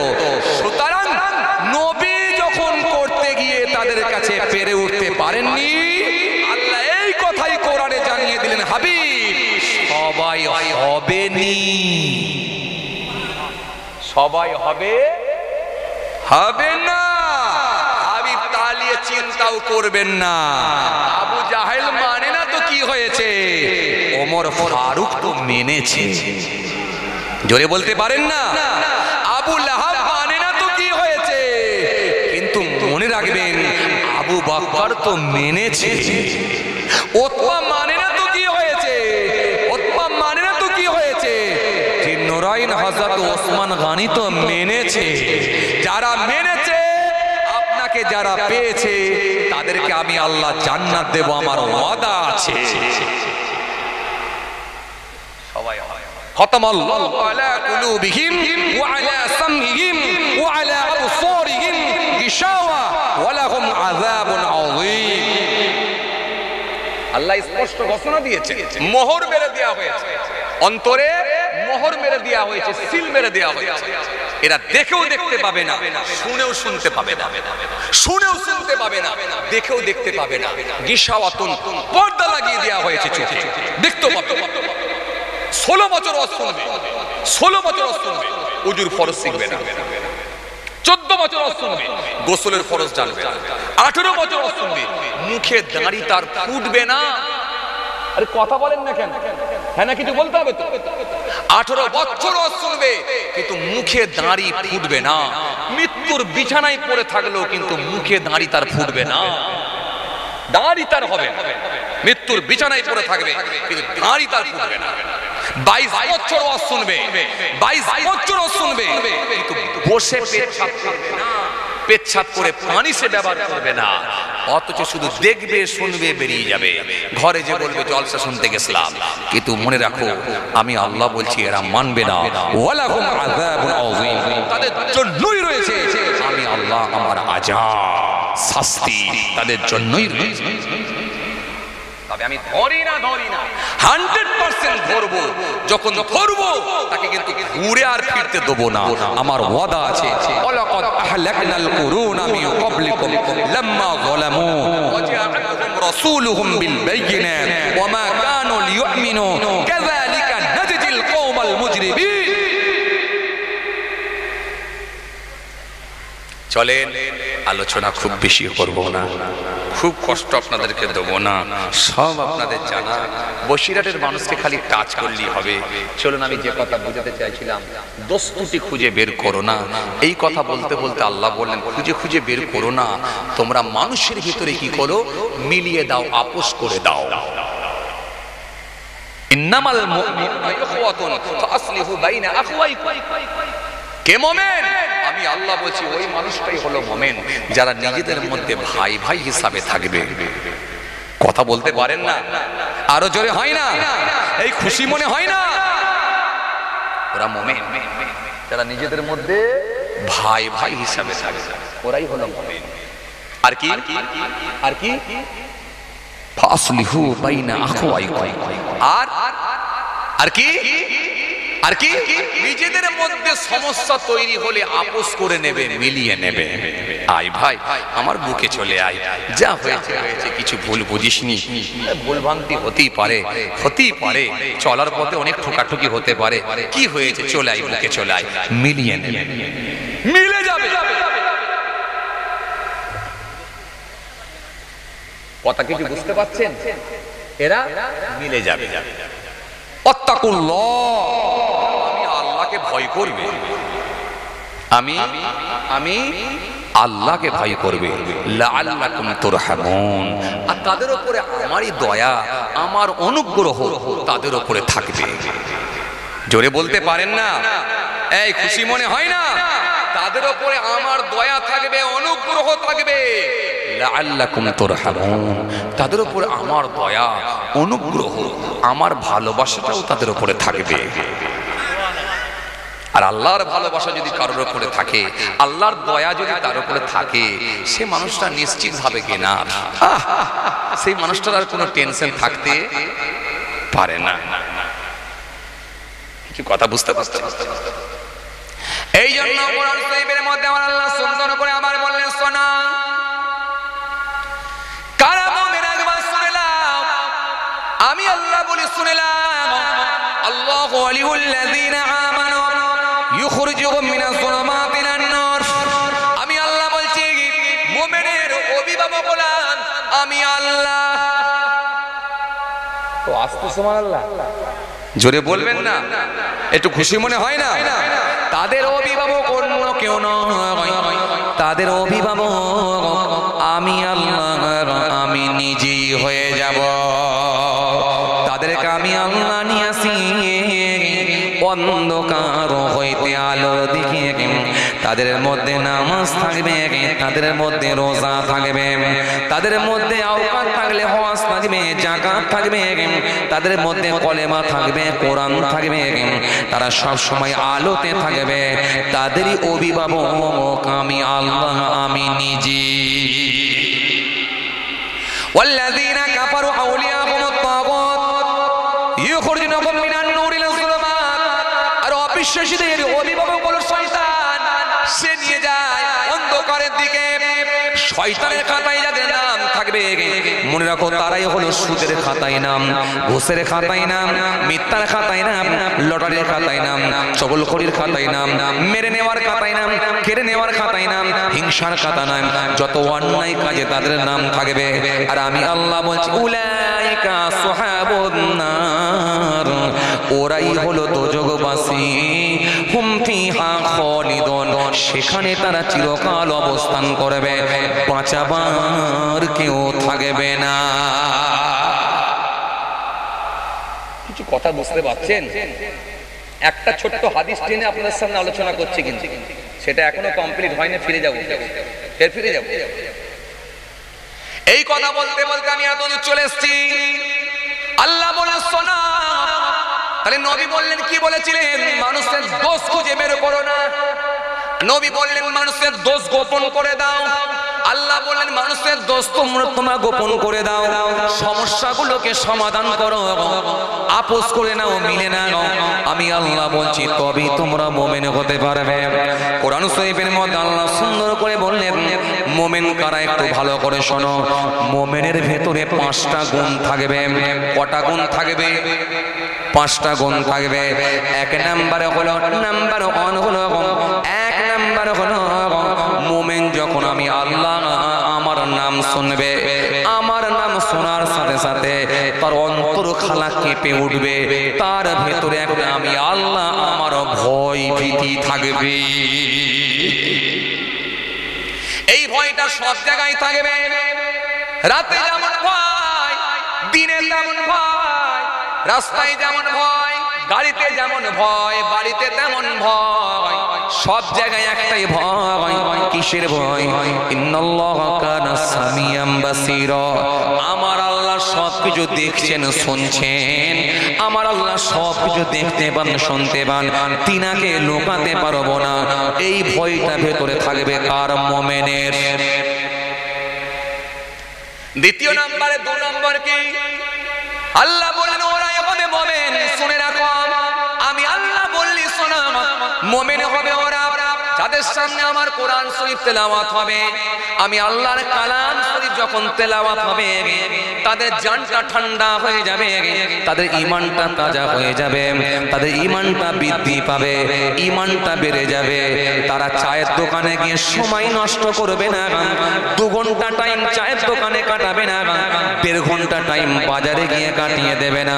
সময় যদি পাই একটু মক্তবে চলে যাবে, সময় যদি পাই একটু মক্তব মাদ্রাসায় গিয়ে হাফেজ সাহেব বাচ্চাদেরকে কোরআন তেলাওয়াত করছে, পড়াচ্ছে, ওই মানুষটা বসে বসে শুনবে, আল্লাহ আমি কোরআন পড়তে জানি না, কিন্তু তোমার কোরআন শুনছি, জানটা আমার ঠান্ডা হয়ে যাচ্ছে, তার ঈমানটা তাজা হয়ে যাবে।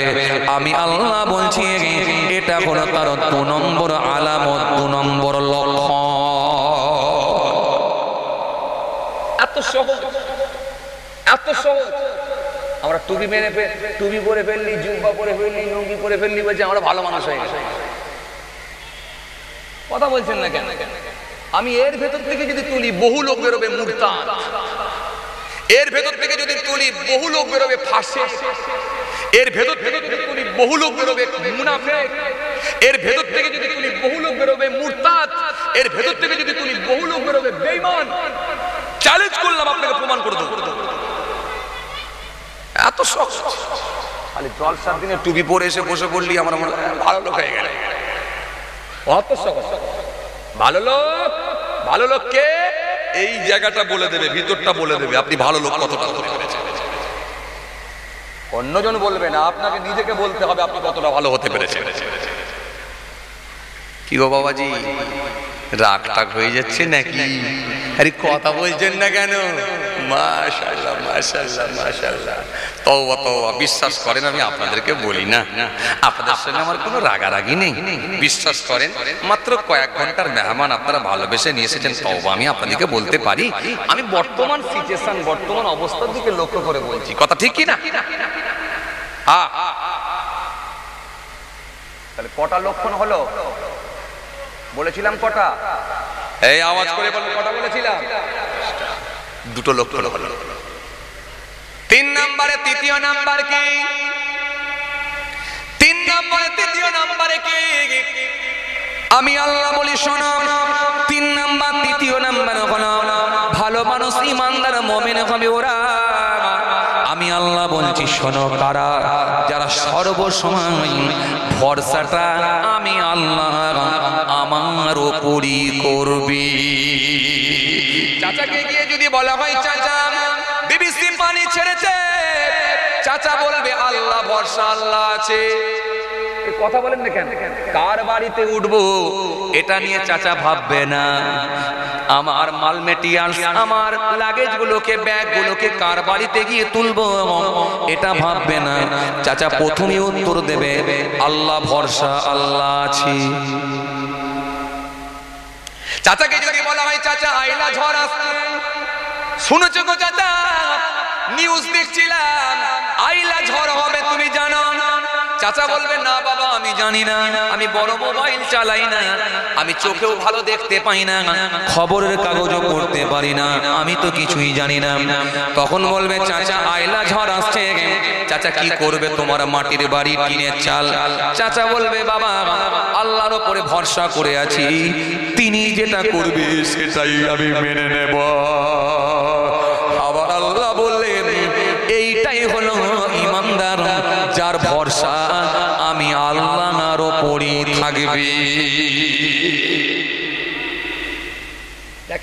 খাজা গরিবে নামাজ এই ভরসা করেছিল, ওয়াইস কুরুনি হুজুর এই ভরসা করেছিল, মুজাদ্দিদ আল কাসমি হুজুর এই ভরসা করেছিল, সুফি ফাতেওয়ালি ওয়াইসি হুজুর এই ভরসা করেছিল, ফুরফুরা শরীফ পীর আবু বকর সিদ্দিক দাদা হুজুর কেবলা এই ভরসা করেছিলেন, 5 হুজুর কেবলা এই ভরসা করেছেন, বসিরহাট আল্লামা রুহুল আমিন রহমাতুল্লাহ এই ভরসা করেছেন। কোন নেতার উপরে ভরসা করে না। আরে কথা বলছেন না কেন? আজ তো সাধারণ মানুষ নেতা নেতা কি, ওরে বাপ রে বাপ, কত বক্তা কত হুজুর দেখছি নেতা নেতা করে আসছে। আরে কথা বলেন না কেন? আরে বাপ রে বাপ, হুজুরের পকেটে যদি 2 পকেটে 2টো নেতা থাকে না, হুজুরকে আর কে ঠেকাবে? কোথায় আমরা? ঈমান কোথায়? রাগ হয়ে যাচ্ছে আপনাদের না? এই রাগ হয়ে যাচ্ছে ভাইরা আমার, বন্ধুরা আমার, সাথী মহব্বতের ভাইরা, ভুল বুঝবেন না, এই ঈমান। এই কথা বলতে গিয়ে আমি একটা ওয়াজ করতে করতে চলে এসেছিলাম। কি বলেন দেখিনি? আপনারা ভুলে গেছেন। কি বলেন দেখিনি? আপনারা ভুলে গেছেন। কি বলেন দেখিনি? ভুলে গেছেন? ভুলে গেছেন?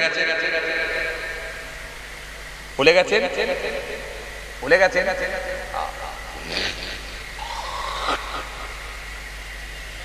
হযরত জাফর সাদিক রহমাতুল্লাহ আলাইহির কথা বলতে বলতে চলে এসেছিলাম এত দূরে। মনে করে দেখুন, আমি ভুলে যাওয়ার লোক নয়। এখন পরদিনে মাথায় বসে বসে বলবে, হুজুর ওইটা মনে ভুলে গেলে ওই জন্য পাশ কাটিয়ে বেরিয়ে গেল। ওই যে বলছিলাম না আন্দাজে কথা বলবে, সে ডোজে দিয়ে দিয়েছি। এই ওয়াজটা করতে করতে আমি চলে এসেছিলাম। কে? হুজুরের উপরে হিংসা বেড়ে গেল। কার? খলিফা মানসুরের। এই মনে আছে কোথায়?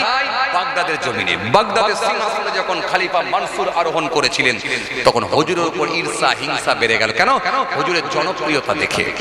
হুজুরের কাছে মানুষজন ছুটে ছুটে আসে। হুজুরের ইজ্জত সম্মান দেখে বাদশা রাগ হয়ে গেল, রাগান্বিত হলো বাদশা। উজিরকে ডেকে বলল, উজির শোনো,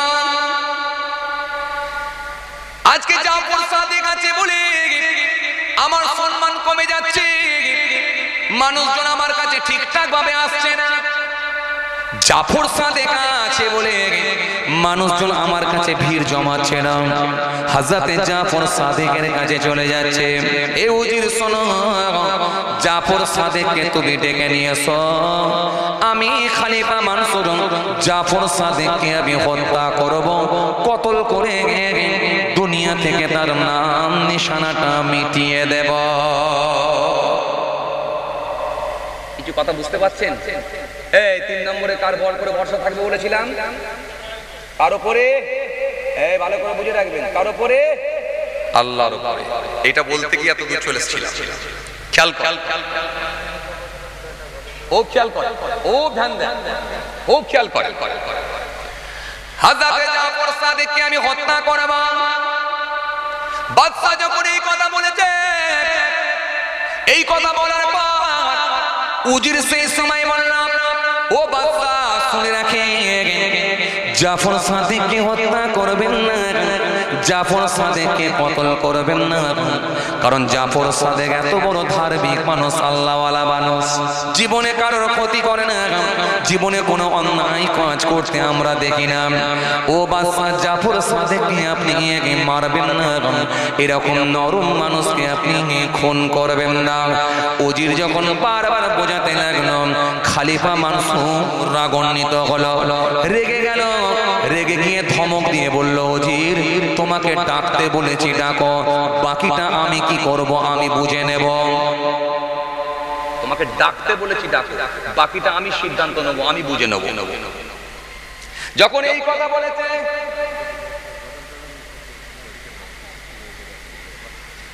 দুটো একটা গজল বলতে হবে।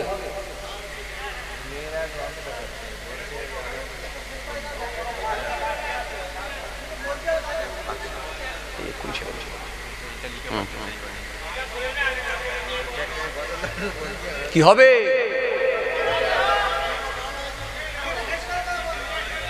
আচ্ছা পুরোটা শেষ করেন। আচ্ছা ঠিক আছে, খুব খেয়াল করেন, আমি শর্টে ছেড়ে দেবো, ভালো করে খেয়াল করেন, খুব লক্ষ্য করেন, খেয়াল করেন।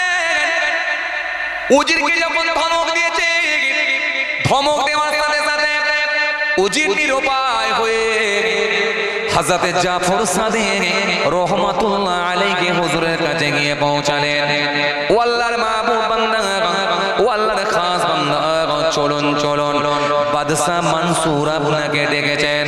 আল্লাহর মাহবুব বান্দার কোনো ভয় নাই, আল্লাহর ওলি বান্দা মাহবুব বান্দাদের কোনো টেনশন নাই। আল্লাহর মাহবুব বান্দা গায়ে জুব্বা পরে ফেললেন, মাথায় পাগড়ি খানা লাগিয়ে দিলেন। হুজুর গুটি গুটি গুটি গুটি পায়ে খলিফা মানসুরের দরবারে যাবেন বলে প্রস্তুতি নিলেন, প্রিপারেশন নিলেন। শুনছেন আপনারা? প্রস্তুতি নিলেন বাদশার দরবারে যাওয়ার। আর এইদিকে বাদশা রেডি করে ফেললো জল্লাদকে। হে জল্লাদ শোনো, খলিফা মানসুর আমি বলছি শোনো, যখনই জাফর সাদিক আসবে, ও আমার শিষ্য যারা আছো, ও জল্লাদ শুনে রাখো, খলিফা মানসুর যখন আসবে আমি সঙ্গে সঙ্গে আমার মুকুটটা, আমার তাজ, আমার টুপিটাকে মাথা থেকে খুলে ফেলবো। যখনই আমি খুলে ফেলবো, হে জল্লাদ তুমি আর কোনো কথা শুনবে না, তুমি ছুটে গিয়ে খলিফা মানসুরের, আমি বলে রাখি শোনো, হযরতে জাফর সাদিকের গলাতে গিয়ে তরোয়াল চালাবে। যখনই গলাতে গিয়ে তরোয়াল চালাবে, মাথাটা আলাদা করে দেবে, ঠোঁটটা আলাদা করে দেবে। এটা হলো আমি খলিফা মানসুরের অর্ডার। রেডি করে ফেললাম, খালি আমার টুপিটা খুলে, আমার মুকুটটা খুলবো, ব্যাস খুললেই গর্দান উড়িয়ে দেবে। জল্লাদকে রেডি। জল্লাদ বললেন ঠিক আছে বাদশা, সবাই রেডি, শিষ্যরা রেডি, জাফর সাদিককে হত্যা করা হবে। উজির সাথে করে আনতে গেছে। উজির যখন সাথে করে নিয়ে আসছেন, হযরতে জাফর সাদিক রাহমাতুল্লাহ আলাইহি, আল্লাহর মাহবুব বান্দা, আল্লাহর খাস বান্দা যারা হয়েছে, তাদের কোনো ভয় নাই, তাদের কোনো ডর নাই, তারা একমাত্র ভরসা করে কার উপরে? মনে আছে ক নম্বর? এটা ক নম্বর? 3 নম্বর। ভরসা করে একমাত্র আল্লাহর উপরই। হযরতে জাফর সাদিক হুজুরাত করতে না পেরে, গায়ে জুব্বা খানা পরে, মাথায় পাগড়ি খানা লাগিয়ে দিয়ে হুজুর টুক টুক টুক টুক করে খলিফা মানসুর বাদশার দরবারের দিকে আগিয়ে চলে এলেন। কিন্তু আমার আল্লাহর কুদরতি ক্ষমতায় কতই সবই সম্ভব। মানসুরের দরবারে যখন পৌঁছালেন, হযরতে জাফর সাদিক হুজুর একটু একটু করে গেট দিয়ে যখনই ভিতরে প্রবেশ করলেন, হঠাৎ করে দেখা যায় বাদশা নরম হয়ে গেল, হাঁটুটা মুড়ে নিচে বসে পড়ল। হুজুরের পায়ে হাত দিয়ে বাদশা কদম বসি করতে লাগলো। আরো জোরে বলেন, আরো জোরে বলেন। বাদশাহ হুজুরকে বলল, হুজুর আমি মানসুরের কাছে, আপনি আজকের দিনে কি চান, কি আশা করেন একবার বলেন। আল্লাহর যারা মাহবুব হয়ে যায়, তাদের সোনা দানা দরকার লাগে না, সম্পত্তির দরকার লাগে না, তাদের গাড়ি বাড়ি জমি জায়গা দরকার হয় না। এজন্য কবি তুলসীরাম দাস বললেন, তুলসী জব জগ মে আয়ে তুম রহে জগহ সে, ऐसी करनी कर चलो तुम हंसो जग रगे। বাংলা কবি বললেন, যখন জন্ম তুমি নিয়েছিলে ভবে, তুমি মাত্র কেঁদেছিলে হেসেছিল সবে, এমন জীবন হবে করিতে গঠন, মরণে হাসিবে তুমি কাঁদিবে ভুবন। এই পৃথিবীর জমিনে যদি তুমি পাল্টে যেতে পারো, আল্লাহর ওলির নকশায় যদি ধরে তুমি যদি আল্লাহর ওলি হয়ে যেতে পারো, তুমি একাই দেখবে হাসতে হাসতে কবরে যাবে। তোমার জন্য মানুষ কেঁদে কেঁদে কেঁদে কেঁদে বুক ভাসাবে। আরো জোরে বলেন, আরো জোরে বলেন, আরো জোরে বলেন। এই বড় পীরের দরবারে গিয়ে মানুষ বুক ভাসাচ্ছে কেঁদে কেঁদে, খাজা বাবার দরবারে গিয়ে মানুষ বুক ভাসাচ্ছে কেঁদে কেঁদে, ফুরফুরা শরীফ দাদা হুজুর দরবারে গিয়ে মানুষ কেঁদে কেঁদে ভাসাচ্ছে, বুক ভাসাচ্ছে দরবারে। ও বাবাজি আমার ভাইরা, বসিরহাট আল্লামা হুজুরের দরবারে গিয়ে মানুষ কেঁদে কেঁদে বুক ভাসাচ্ছে, চোখের পানি ঝরিয়ে দিচ্ছে। মানুষ তখনও কেঁদেছে, আজও কাঁদছে, আগামী তো কাঁদবে, কারণ ইনারা হলেন আল্লাহর হয়ে গেছি। হযরতে জাফর সাদিক হুজুর যখন গেট দিয়ে প্রবেশ করলেন, বাদশা নরম হয়ে গিয়ে হুজুরের পায়ে হাত দিয়ে কদম বসি করলাম। আর হুজুরকে বলল, হুজুর আপনি আমার কাছে কি আশা করেন? আপনি আমার কাছে আজকের দিনে কি চান? হুজুর বললেন, ও বাদশা শুনে রাখো, তোমার কাছ থেকে আমার কোনো সোনা দানা গহনার দরকার নয়, জমি জায়গা কিছু লাগবে না, সম্পত্তি লাগবে না। আজকের দিনে তোমাকে আমি একটাই কথা বলবো, আজকে তুমি যে আমাকে ডেকে আমার ইবাদত থেকে আমাকে বঞ্চিত করে দিয়েছো, আমার ইবাদত থেকে আমাকে আমার ইবাদতের বিঘ্ন ঘটিয়েছো, আমার ইবাদত থেকে আমাকে ডিটেন করে দিয়েছো, আমার ইবাদত থেকে আমাকে বঞ্চিত রেখেছো। এতক্ষণ আমার অনেক ইবাদত হতো, তা না করে আমার ইবাদত থেকে আমাকে দূরে সরিয়ে দিয়েছো।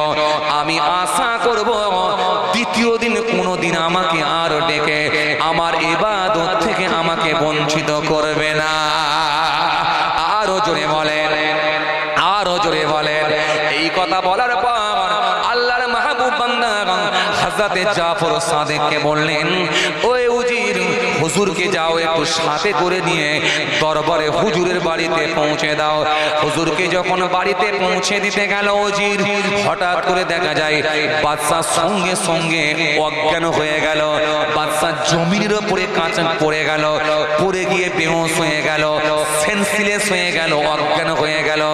অজ্ঞান যখন বাদশা হয়ে গেল, 3 ওয়াক্তের নামাজ ছুটে গেল, জোহরের নামাজ, আসরের নামাজ, মাগরিবের নামাজ, 3 ওয়াক্তের নামাজ তার ছুটে গেল।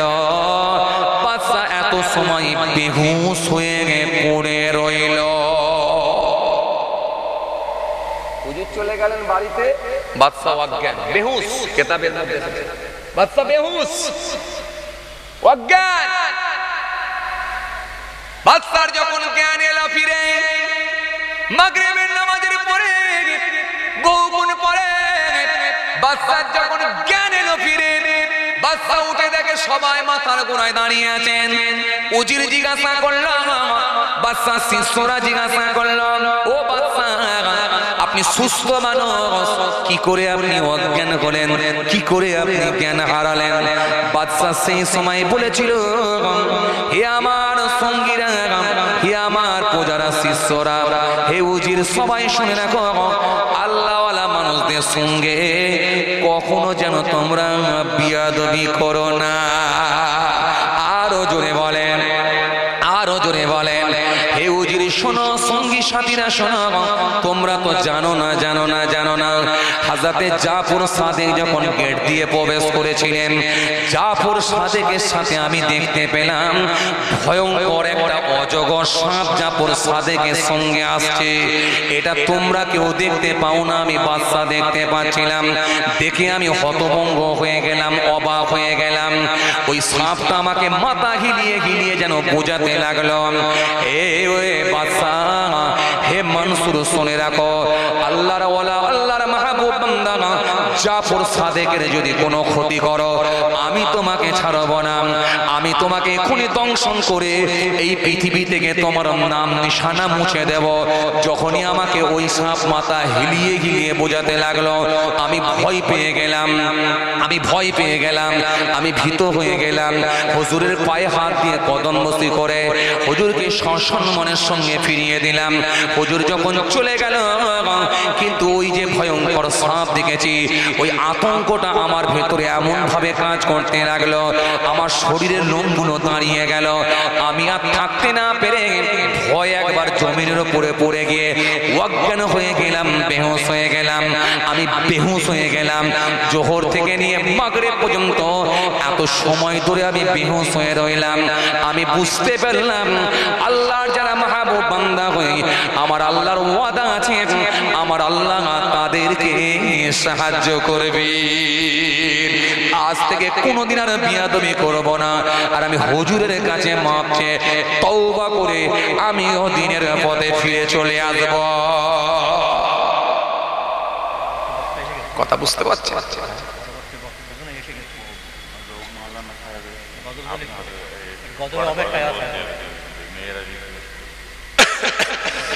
কথা বুঝতে পারছেন? তাহলে আল্লাহওয়ালা মানুষ যারা, মুমিন যারা হবে, তারা ভরসা কার উপরে করবে?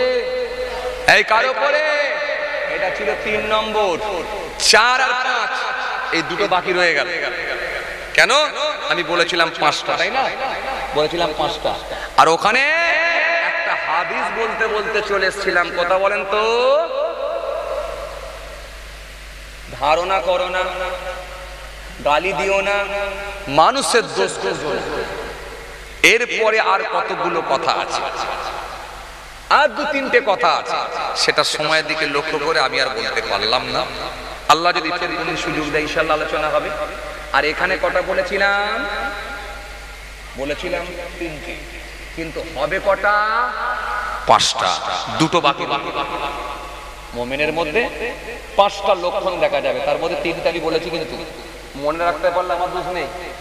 3টে কিন্তু বলে দিয়েছি, আর 2টো রয়ে গেছে, ইনশাআল্লাহ অন্যদিনে হবে। এখন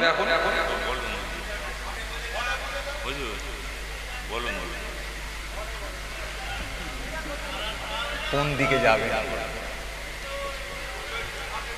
ডাকেন, পরবর্তীকে বক্তা আছে, ডেকে নিয়ে আসেন, যান চলেন। আবার রিকোয়েস্ট, একটা গজল বলতে হবে। এখন কোন দিকে যাবে?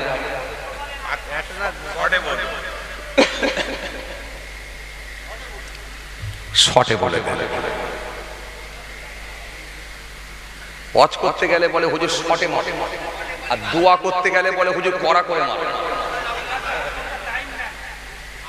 বলছে হুজুর কড়া করে দোয়া করে।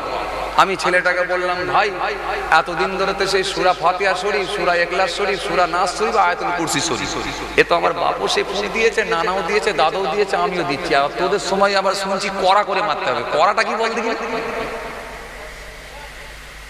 কড়া করে মানে কি বিপদে পড়েছি আল্লাহ। কথা বলছেন না? দোয়া করলে বলে ওই যে কড়া করে দেন। ওই যে আগে বললাম না, চাবিতে ফু বেরেলি হাওয়া, ফুল দামে গান চালিয়ে দিয়েছে, দিয়ে বলে হুজুর কাছে কড়া করে মেরেছি। কড়া করে মারলে হবে? নবীর সুন্নত একটাও নেই, একটা ফরজও নেই, আর কড়া করে দোয়া না। আসল জায়গায় চলে আসেন, কাজ হয়ে যায়। তাহলে 1 নম্বরে কি ছিলাম? বসো না ভাই, চলে যাওয়ার থেকে দাঁড়িয়ে থাকা ভালো, আর দাঁড়িয়ে থাকার থেকে বসে পড়া ভালো। এই তো মাশাআল্লাহ, এই তো বসছে। বসো না ভাই, চলে যাওয়ার থেকে দাঁড়িয়ে থাকা ভালো, দাঁড়িয়ে থাকার থেকে বসে পড়া ভালো। একটু আগে আসেন ভাই, একটু আগে আসেন। মাশাআল্লাহ, লোকজন বেড়েছে আলহামদুলিল্লাহ। একটু আসেন, ওরাও বসবে। একটু আগে আসেন তো। একবার দরুদ শরীফ, আল্লাহুম্মা সাল্লি আলা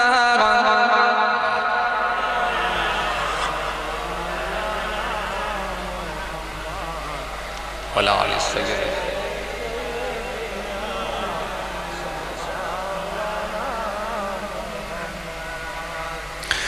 দরুদ শরীফ, আল্লাহুম্মা সাল্লি আলা, আওয়াজ দিয়ে পড়েন না।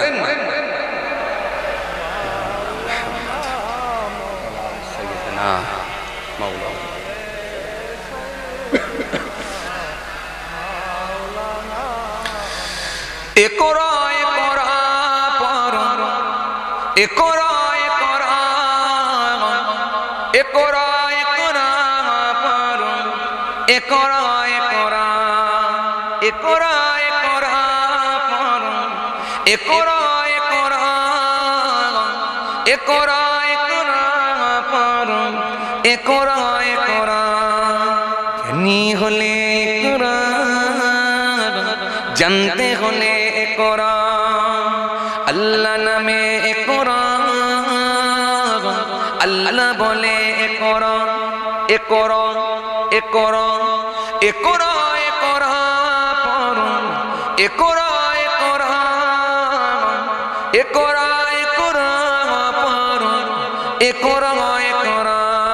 আল্লাহুম্মা, আওয়াজ দিয়ে পড়ে, সাইয়্যিদনা মাওলানা মুহাম্মদ ওয়ালা আলি সাইয়্যিদনা মাওলানা।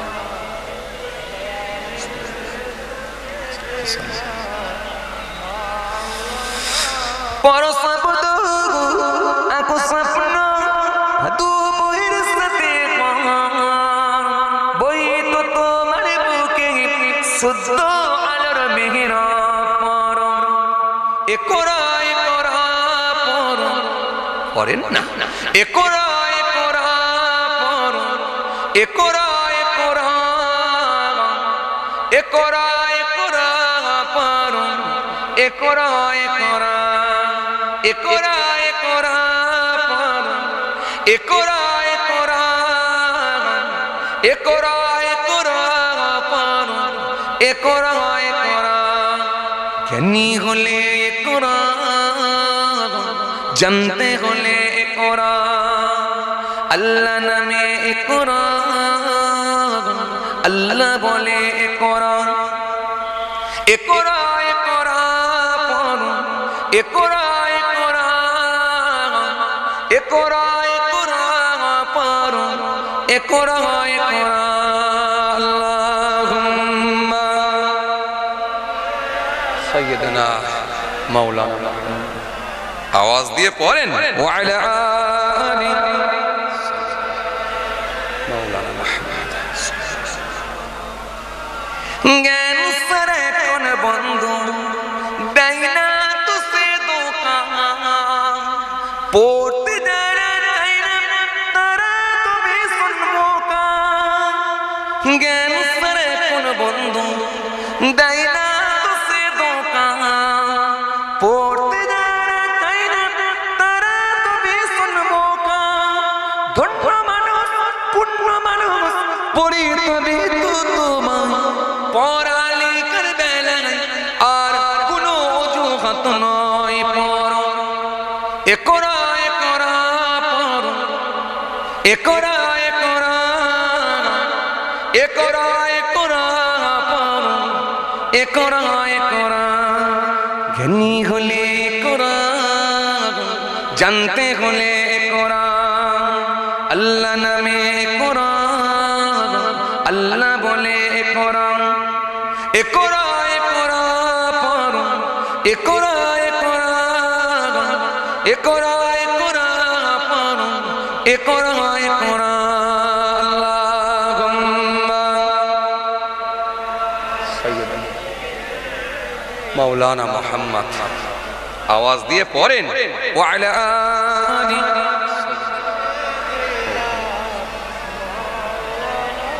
চার নাম্বার, চতুর্থ নাম্বার হলো যারা আল্লাহওয়ালা মানুষ হয়ে যাবে, মুমিন যারা হয়ে যাবে, ইমানদার যারা হয়ে যাবে, এরা 5 ওয়াক্ত নামাজি, এরা 5 ওয়াক্ত নামাজি হবে। কোনো কারণে যদি বাই চান্স 1 ওয়াক্ত নামাজ ছুটে যায়, মনের দিক দিয়ে কষ্ট পাবে, মনের দিক দিয়ে ব্যথিত হবে, মনের দিক দিয়ে কষ্ট পাবে। কেন আমার নবী সুন্দর করে হাদিস পাকের মধ্যে জানিয়েছে, হযরত উমামা থেকে বর্ণিত হাদিস, ও আনাবি উমামা আন্না রাজুলান সাআলা রাসূলুল্লাহ সাল্লাল্লাহু আলাইহি ওয়াসাল্লাম মাল ঈমান ক্বালা ইযা সাররাতকা হাসানাতুকা ওয়া সাআতকা সাইয়্যাতুকা ফাআনতা মুমিনুন। আল্লাহ নবীকে জিজ্ঞাসা করা হলো ঈমান কি, মুমিন কি হুজুর বলেন? আল্লাহ নবী বললেন, ক্বালা ইযা সাররাতকা হাসানাতুকা ওয়া সাআতকা সাইয়্যাতুকা ফাআনতা মুমিনুন। আমি রাসূলুল্লাহ বলছি, মুমিনের ভিতরে 2টো লক্ষণ দেখতে পাবে। 1 নাম্বার হলো মুমিন যখন কোনো ভালো কাজ করবে, ভালো কাজ করবে, মুমিন যখন কোনো ভালো কাজ করবে, ওই ভালো কাজটা করার সাথে সাথে সে আনন্দিত হবে, তৃপ্তি পাবে, মজা পাবে। 1 গ্লাস পানি খেলেও ডান হাতে খাবে, 1 গ্লাস পানি হলো বসে খাবে, 1 গ্লাস পানি হলো 3 শ্বাসে পান করার চেষ্টা করবে। এই মুমিন সব সময় ভালো কাজ করবে, মুমিন সব সময় ভালো দিক থাকবে। এই ভালো কাজগুলি দেখবে সে মনের দিক দিয়ে তৃপ্তি পাবে। এশার নামাজ পড়ে সে বসেছে, মনের দিক দিয়ে শান্তি হয়ে গেছে, বড় কাজটা যাক আলহামদুলিল্লাহ হয়ে গেছে, মনের দিক দিয়ে শান্তি পেয়ে গেছে। আর কি ভুলবশত যদি কোনো অন্যায় কাজ হয়ে যায়, সে মনের দিক দিয়ে ব্যথিত হবে, কষ্ট পাবে। বারাসাতে মাগরিবের টাইমে বাসে উঠেছে, বসিরহাট ডিপাতে এসে নামবে, কিন্তু মাগরিবের নামাজটা বাসে বসে থাকা অবস্থাতেই কাজা হয়ে গেল। লোকটা ছিল নামাজি, মনের দিক দিয়ে ব্যথিত হলো, কষ্ট পেল। আল্লাহ আমি কি ভুল কাজ করলাম, মনে হয় নামাজটা পড়ি বাসে উঠলে ভালো হতো। আল্লাহ নামাজটা আমার কাজা হয়ে গেল, মনের দিক দিয়ে কষ্ট পাবে, কষ্ট কষ্ট পাবে, মনের দিক দিয়ে সে ব্যতীত হবে, যা নামাজটা আমার ছুটে গেল, কাজা হয়ে গেল, মনটা বড় খারাপ হয়ে যাবে। একটা 5 ওয়াক্ত নামাজি ছেলে বন্ধুদের সঙ্গে পিফা বাজারে গেছে, ভুলবশত বন্ধুদের পাল্লায় পড়ে লটারির টিকিট কেটেছে। কেটে নিয়ে যখন বাড়িতে আসছে, মনটা বলছে হায় রে হায়, আমি তো নামাজি, আমি তো রোজাদার, আমি তো ধর্ম মানি, কিন্তু আমি কেন লটারির টিকিট কাটলাম? আমার বন্ধুরা কাটতে পারে কিন্তু আমি তো কোনোদিন কাটি না। হায় আল্লাহ, আমি কি ভুল কাজ করলাম? হায় আল্লাহ, আমি কি অন্যায় কাজ করলাম? আল্লাহ, আমি কথা দিচ্ছি আর কোনোদিন কাটবো না। ওই লটারির টিকিটটা ছিঁড়ে ফেলে দিল। টাকা লেগেছে কি লাগেনি দেখবো না, কিন্তু লটারির টিকিটটা ছিঁড়ে ফেলে দিল। দিয়ে মনের দিক দিয়ে বারবার ব্যতীত হলো, কষ্ট পাচ্ছে। ও আল্লাহ, তুমি মাফ করো, ক্ষমা করো, সাইলেন্ডার হয়ে যাচ্ছে। নবী বললেন, দুটো লক্ষণ যদি দেখতে পাও, আমি রাসূলুল্লাহ বলছি, ফান্তা মুমিনুন, ওই মানুষটাই হবে মুমিন। এই জন্য কোরআনের মধ্যে আল্লাহ সুন্দর করে বললেন, চতুর্থ নাম্বার আলামত হবে ওই মুমিন 5 ওয়াক্ত নামাজি হবে। আর পঞ্চম নাম্বার, 5 নম্বর লক্ষণ হবে, মুমিন যখন কোনো ইনকাম করবে, সে নিজে হালাল টাকা থেকে, মোট বই হালাল টাকা, রোল টেনে হালাল টাকা, ইঞ্জিন ভ্যান চালিয়ে হালাল টাকা, মাঠে সবজি তুলে নিয়ে বাজারে বিক্রি করে হালাল টাকা, ওই হালাল টাকা থেকে কিছুটা অংশ একমাত্র আমি আল্লাহর ভালোবাসায় কিছু দান সাদকা করে দেবে। এটা হবে মুমিনের লক্ষণ। জলসা হবে কোরআনের মাহফিল, ওয়াজ হবে কোরআনের মাহফিল, হাদিসের মাহফিল।